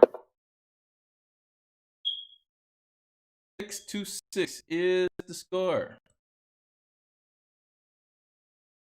The Michigan Monsters 6. Maine. If anybody from Maine is watching, please let me know, what is your nickname, mascot? Right now, we're just gonna call you the main chess team. But Maine has came up big, had a comeback in the last round. Now we're playing board for board. This is the last round. The last round of 4 games each.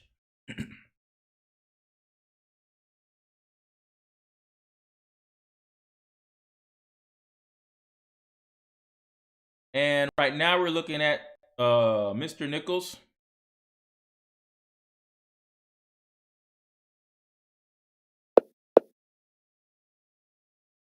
Tony Nichols is playing white against the cheese mate. And already something has happened. What's going on? I see a bishop and knight and a rook. But looks like Tony Nichols has 2 pieces against a rook and 2 pawns.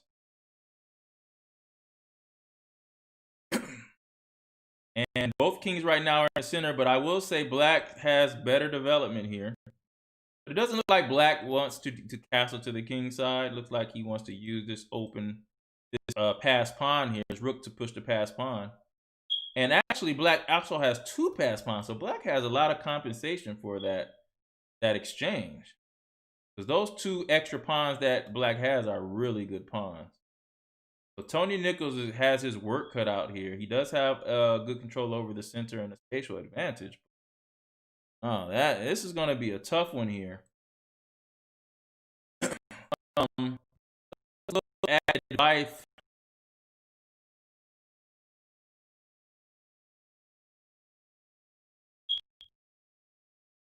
Actually, wow.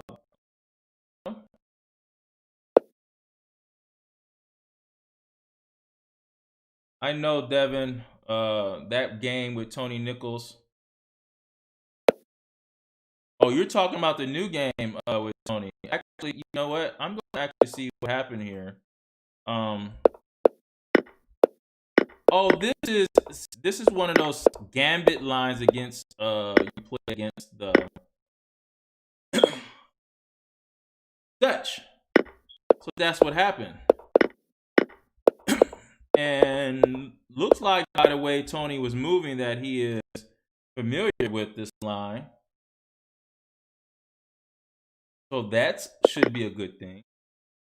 As he thinks now, he does have good control over the center and 2 pieces for the rook and 2 pawns. Advice Rajanis versus Hendricks Main. Looks like Catalan.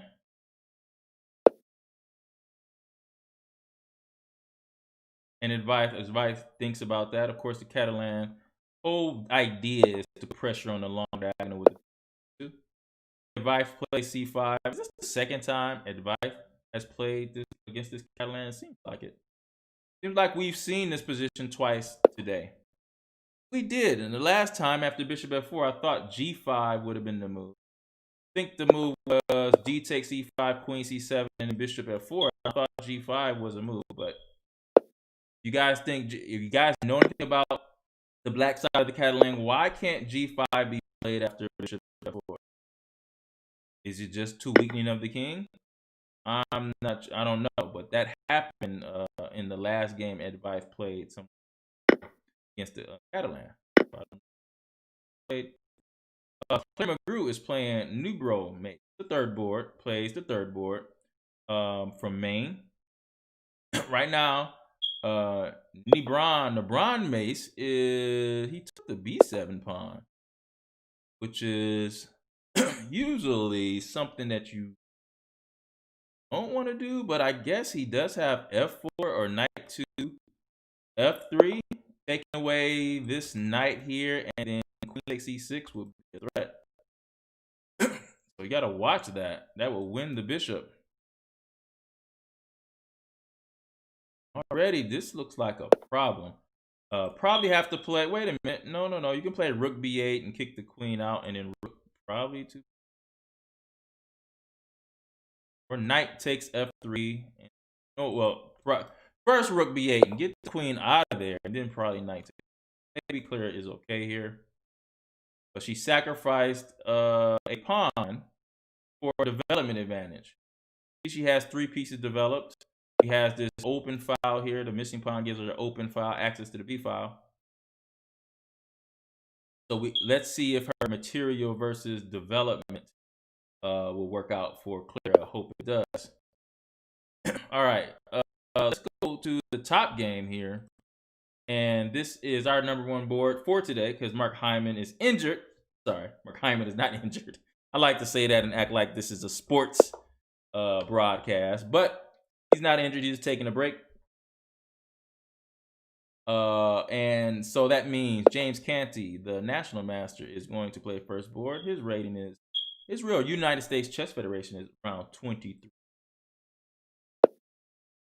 And make sure you follow James Canty on GM Canty at everything, Twitch, YouTube. He has a really good channel. He gives tutorial courses on openings, playing the Scotch Gambit, Dragon, all these different types of things. In-game, Dvoretzky manual is really insightful. Make sure you follow him. Guess what James Canty has? He has control over the center and 2 bishops again. Oh, wait a minute. I'm sorry. This is his last game. Whoops. Let's get to his current game. I wish that was his current game. No. We are dead even in this match with Maine. So Maine is playing well. We beat New York 11-5. We beat Ohio 12-4. Going in the last round, we are dead tied with Maine 6. But one thing that makes me feel more comfortable is GM Canty with a space advantage in the center and a time advantage. Because remember, when you have a space advantage, a lot of people don't talk about what it does for attacking a castle king. And I have a little saying I tell my children, and it works for adults too. A pawn on e5, the castle king dies. A knight on e5, the castle king won't survive. And so one of the best examples is James Canty and his handling of the Alapin Sicilian, where he establishes this pawn on e5. Now he plays bishop d3. You know why? Because he does not want to trade queens. After d takes e5, d takes e5, knight takes e3, b takes e3, there will be no queen takes d1 because the bishop here is on d3. And plus, we want this bishop to benefit from the attack on the castle king. Already, I believe James Canty has a good position, has really nice control over the center. A pawn on e5, the bishop is on d3, ready to pounce. And he has a 3-minute time advantage. Let's go back to Tony Nichols' game. These games are very important. Tony Nichols currently is down 5 minutes in time. But looks like it's worth it. The reason why I say that is look at Black's king. Black's king is, I don't think Black's king is comfortable there.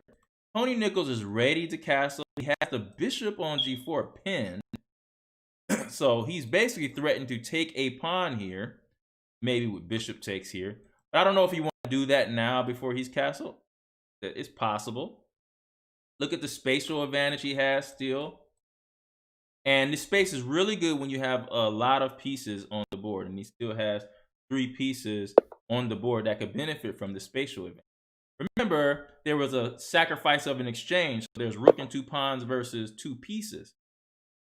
But right now, the rook on h8 isn't on an open file. And the rook on a8 isn't doing anything at this moment. So even though Tony is down 4 minutes, which is important, I believe that I would rather be white here in this position. All right. Next is Claire McGrew. Let's check in on her game. She is actually up almost 2 minutes here. Remember, she sacrificed a pawn for a development lead. And remember, when you do that, when you up in development, it's required of you to be aggressive when you're up in development. Can't be quiet when you're up in development. So right now, Claire should be looking for the most aggressive continuations because at this point, even though she hasn't castled and developed her knight, look at White. White has a bishop still on f1, a bishop still on c1, which means the rooks are stuck in the corner doing nothing. So Clara actually has 1, 2, 3 pieces in the game to white's 2 pieces, not including the queen. So Claire should be the one who is willing to start a fight because with more pieces in the game, she will be more prepared to survive or to have success in any type of tactical fight. And she uses her extra time wisely right here to try to figure out how she can put more pressure on her opponent. I don't know if she's thinking about taking here. I would actually think about taking that. I don't know if I would play knight to f6, but the threat is knight takes e6, f takes e6, and queen takes g4. So that is the current threat.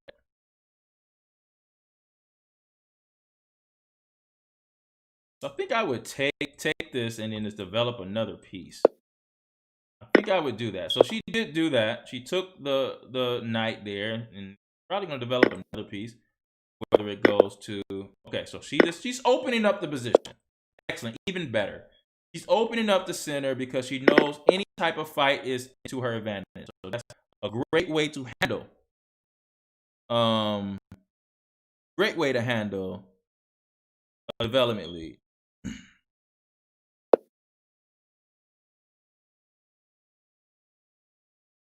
All right, let's go to Rajanish game here. Now remember, we are tied with main 6-6, so these games are very important. This game is even in material. These knights are look like he's trying to control the d6 square here. He moves one knight back. And I think actually now, I think you could play h6 and grab the pair of bishops with that one. I don't know if I would play. Yeah, I think I would play h6 first or rook a to d8 and try to see what I can get on the pin on the knight on d2.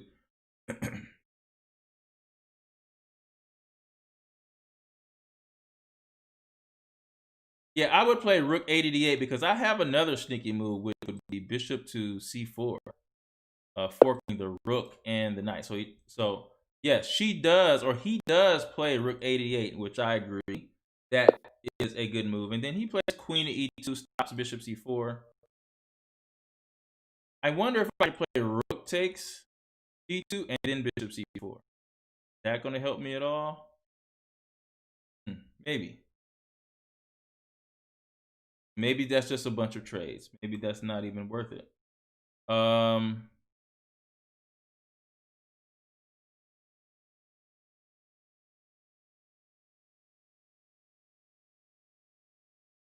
Yep, now I think h6 should be played here and grab the bishop pair, the pair of bishops there. Maybe even move a6 and then a6. But I think Advice has a good position. He just has to make sure he doesn't get into any type of big trouble. Let's go back to G. Canty here, James Canty III, playing our first board. He has almost a 3-minute advantage. And look at that king. I told you guys, when James Canty has a space advantage, it is tough. He now has gained a extra pawn here. So he's up a pawn. He stops knight before, which would have traded the knight for a bishop with the fork of the queen and the bishop. I guess I'm anticipating bishop g4, so maybe black can get the pawn back, putting pressure on d4.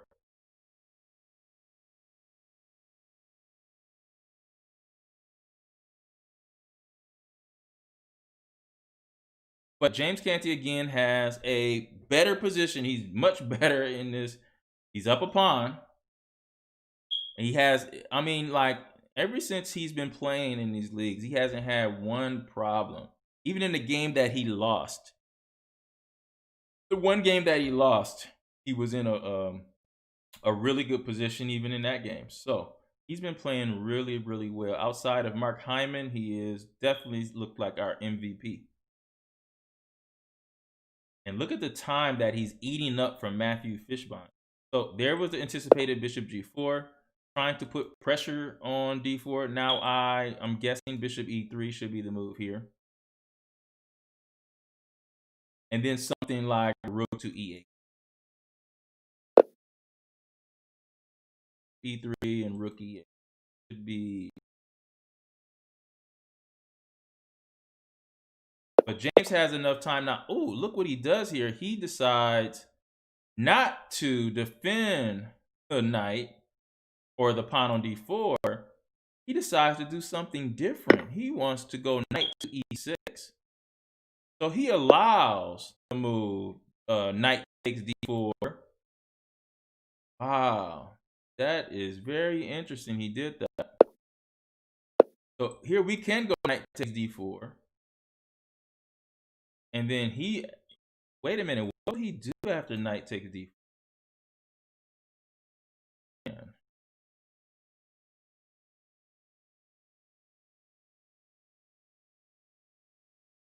What he's going to do after knight takes d4, that covers e6. Was that a oversight from James Canty? I'm not sure. Are there any sacrifices that I don't know about? Oh, is knight e4 a problem? No, I don't understand that. No, I do not understand that. Knight g5. Knight takes d4 looks like we can get away with that. Oh, I see. Knight takes d4. The problem is queen takes b7 check. If that is a problem. Like it's a problem. So we don't want to do that. And if bishop takes d4, what's the problem there? I guess it's just knight e6. So he's giving the pawn back just so he can win the pair of bishops. Wow. Again, the value of the bishop pair is worth a pawn to James Canty. He's willing to give the pawn back just so he can grab the pair of bishops, this is excellent play. So we'll come back here. Matthew Fishbein is down half the time, by the way. Let's go to our last board here. Our fourth board is Advice Rajanesh versus Hendricks Main. Remember, we're tied 6-6, so every point is important here. Right now, this is the material's even. I would really want to neutralize this bishop on this long diagonal if I could. Right now, this knight is attacking the queen here. Probably want to stay here to cover the d6 square. I would just like play bishop d5 and try to get rid of this bishop on this long diagonal. I think queen e7 should be the move here. Thanks everybody for joining us in Michigan Chess Association YouTube page. Make sure you subscribe and like and share with all your friends. Hey, when we go back to tournaments over the board? Hey, are any online tournaments? Is there still going to be a Michigan Open or whatever question you have?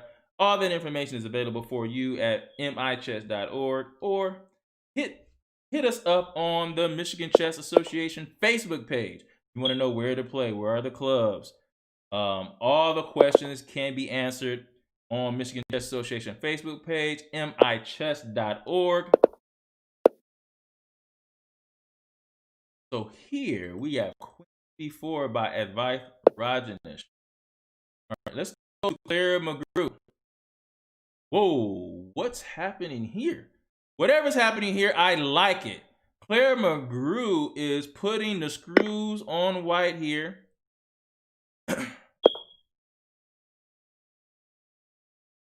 Knight d5 is attacking the queen here. This looks very tough here. So Clara figured out a way to put pressure on her opponent because her opponent, she gave up a pawn for development. And I love how she did this. She opened up the position. Look at the rook coming in, hitting the d4 pawn. I can't castle because I don't want to lose my pawn back. Greed. Maybe white should have gave the pawn back, actually. But Clara continues to try to attack here. look at this position here. Look at the check coming in, and then knight d5. And this is how you use a development advantage. A development advantage. Development advantage means you must be aggressive. When you have more piece out than your opponent, don't hesitate to attack. Rip the opponent's head off. Everything your coach told you not to do, you do it anyway. And Clara has done that here. A really, really strong chess player here. And I don't really know. Now, he played queen to d2. Now, white would like to castle. Now, white looks like he's going to have to give back the pawn. But Clara probably doesn't want to give back the pawn, or doesn't want to get the pawn back. She wants to continue to attack. So now she's thinking on how to really bust through here. Now I'm thinking maybe she could actually take here on f1 after the rook takes, because I believe that's what would happen. Then we go knight takes e3, f takes e3, and knight takes e3 again. Allow, oh yes, of course. But I thought maybe bishop takes would have been better. But now knight takes e3. After bishop takes c4, do you have knight double check here? Ooh, knight takes c4 check. Oh man, this is something here. Now she does have knight takes. Now she has to watch it here because there is a pin here. You have to watch it. But I think you do have knight takes here. f1, and then knight takes d2. So she's going to think about this. This game is, but she has to watch it here. Watch her king, because there is a pin coming on the e file. But I know we can go bishop e6 to block that.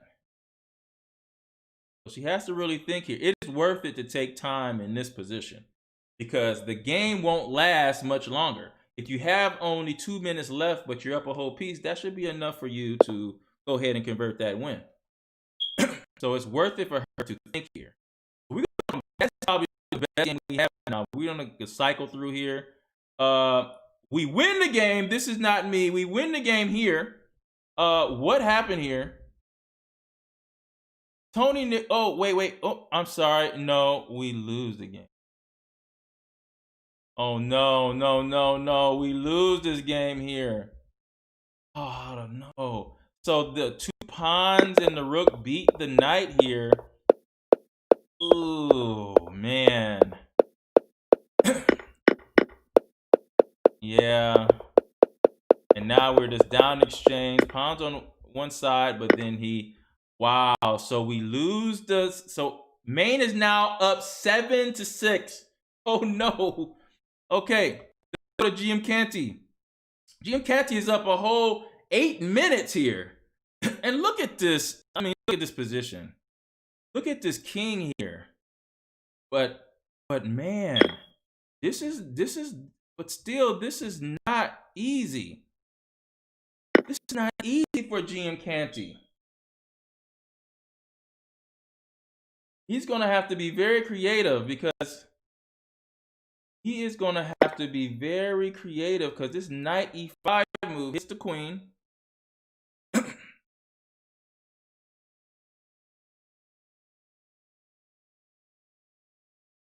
Wow. So he had to trade the queens here. But now he is on the bishop here. He's on the bishop. But the problem is bishop takes f2, king takes f2, and then rook to f8 with the pin.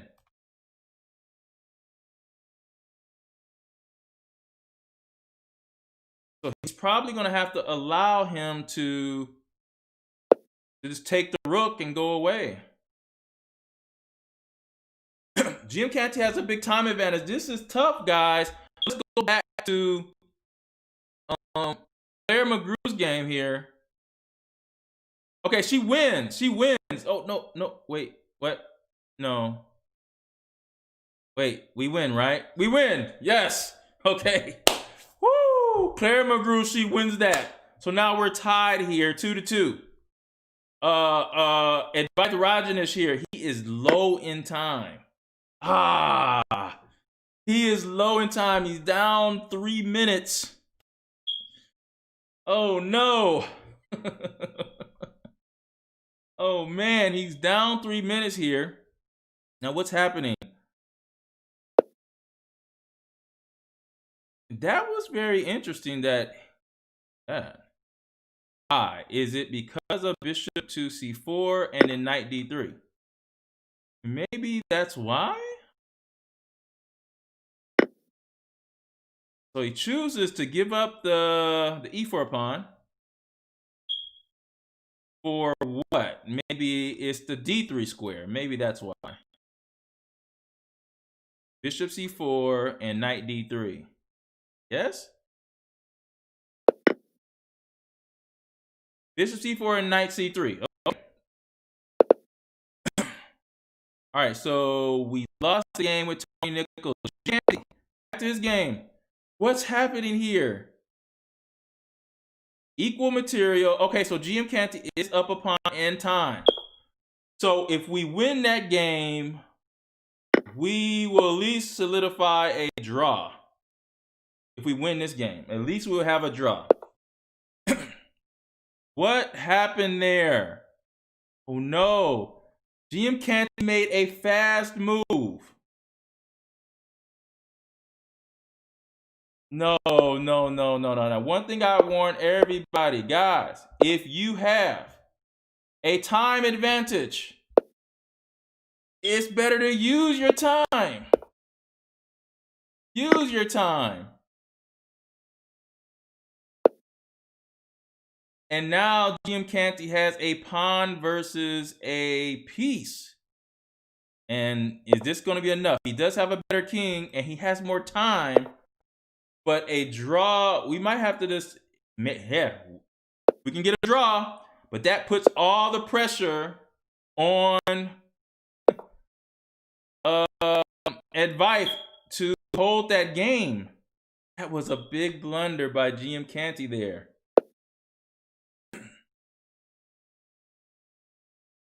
And now he's coming, it's like a mating net here. He has to watch it here. Has to watch this here. Maybe g4 and bishop takes. But one thing I will say, GM Canty does have 2 passed pawns. That might be our only saving grace. Come on.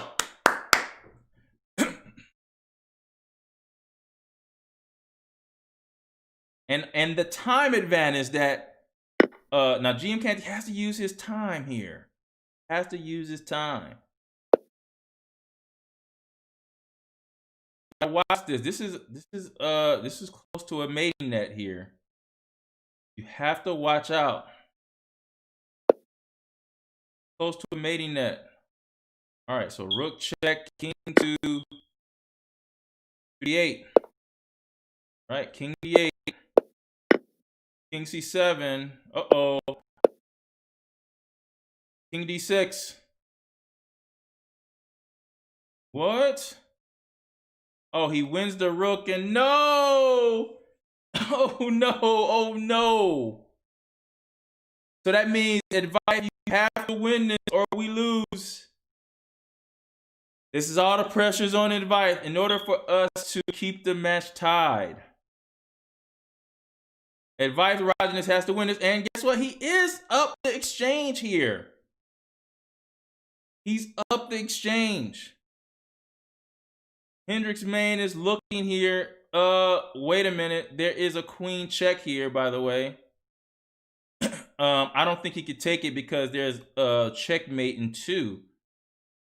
After queen d5 check, king h8, and queen takes e5, and then queen f2 check, king h1, and queen to f1. It's checkmate in 2. All right, so we're not scared of that. Queen f2 is the threat. Advice has 34 seconds. Now, we have lost the game with We won with Clara. Clara has won her game. Tony Nichols has lost his game, and GM Canty has lost his game with a big blunder there. Oh man. It did happen. Queen d5. Now, if he takes on e5, he cannot take on e5 because we win the game with queen f2 and queen f1. Checkmate.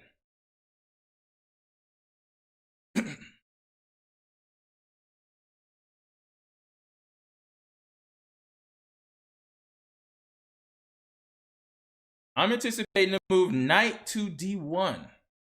After knight d1, what would we play here? I guess after knight d1, you could play the move queen to e2. Queen e2. You're threatening queen to e1 check. So queen e2. If he takes on, there you go. If he takes on e5, we take the knight on d1. There we go. Now, knight g4 is on the docket. So maybe now he plays the move. Now, queen e1 check is a move here. Queen e1 check. And then king g2 and queen f1 checkmate. So checkmate is threatened here, guys. So there will be no queen d6 because checkmate in 2.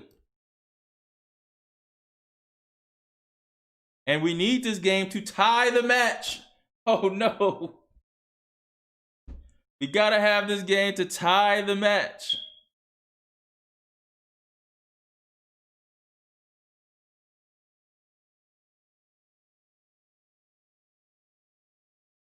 Thanks everybody for joining us here on the Michigan Chess Association live stream of the State Cup. I am the coach, Brian Wilson. We are watching Advice Rajanesh, top 100 junior in the nation, is playing on the 4th board, trying to save our undefeated streak.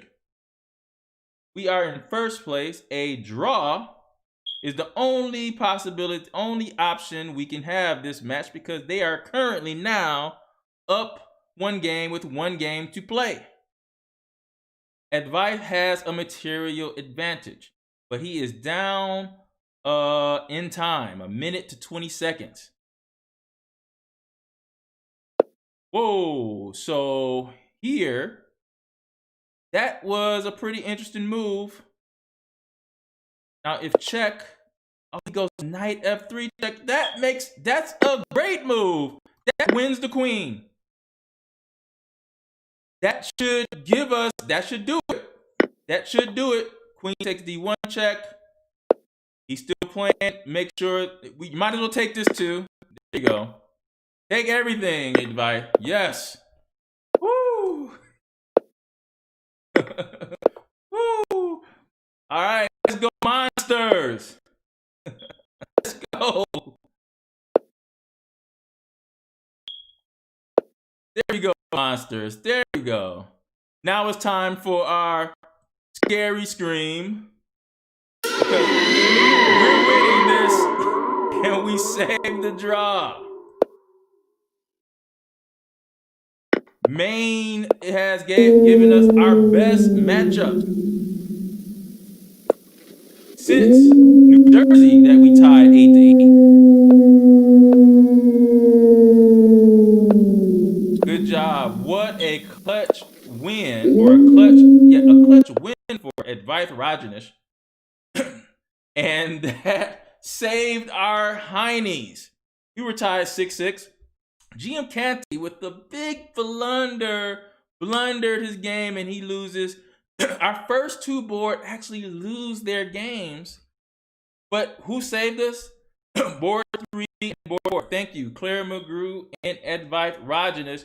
So it ends in 8-8 is the final score.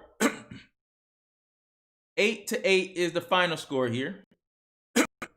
Let me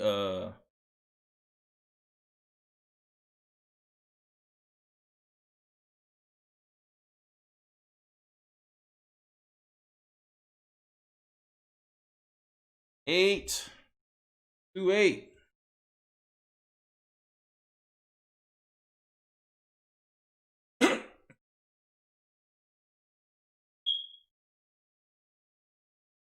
There we go. And I just want to make sure this is updated for our live stream. Woo! We dodged a bullet there.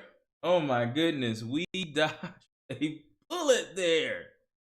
Okay, Advice Rajanish is our player of the day. He is our player of the day just because he came through with a clutch victory that saved a draw for the Michigan Monsters in that last round. And he did it being down in time and playing a player that is over 100 points higher than him as well on Elite Chess platform. So congratulations to the Michigan Monsters for tying that up. I don't know if that'll still keep us in first. I believe it does. I still think that will keep us in first. We have not lost a match yet. Knock on wood, we haven't lost a match yet. And we don't intend to do it in the future. So, for the Michigan Chess Association and the Michigan Monsters, I am Coach Brian Wilson.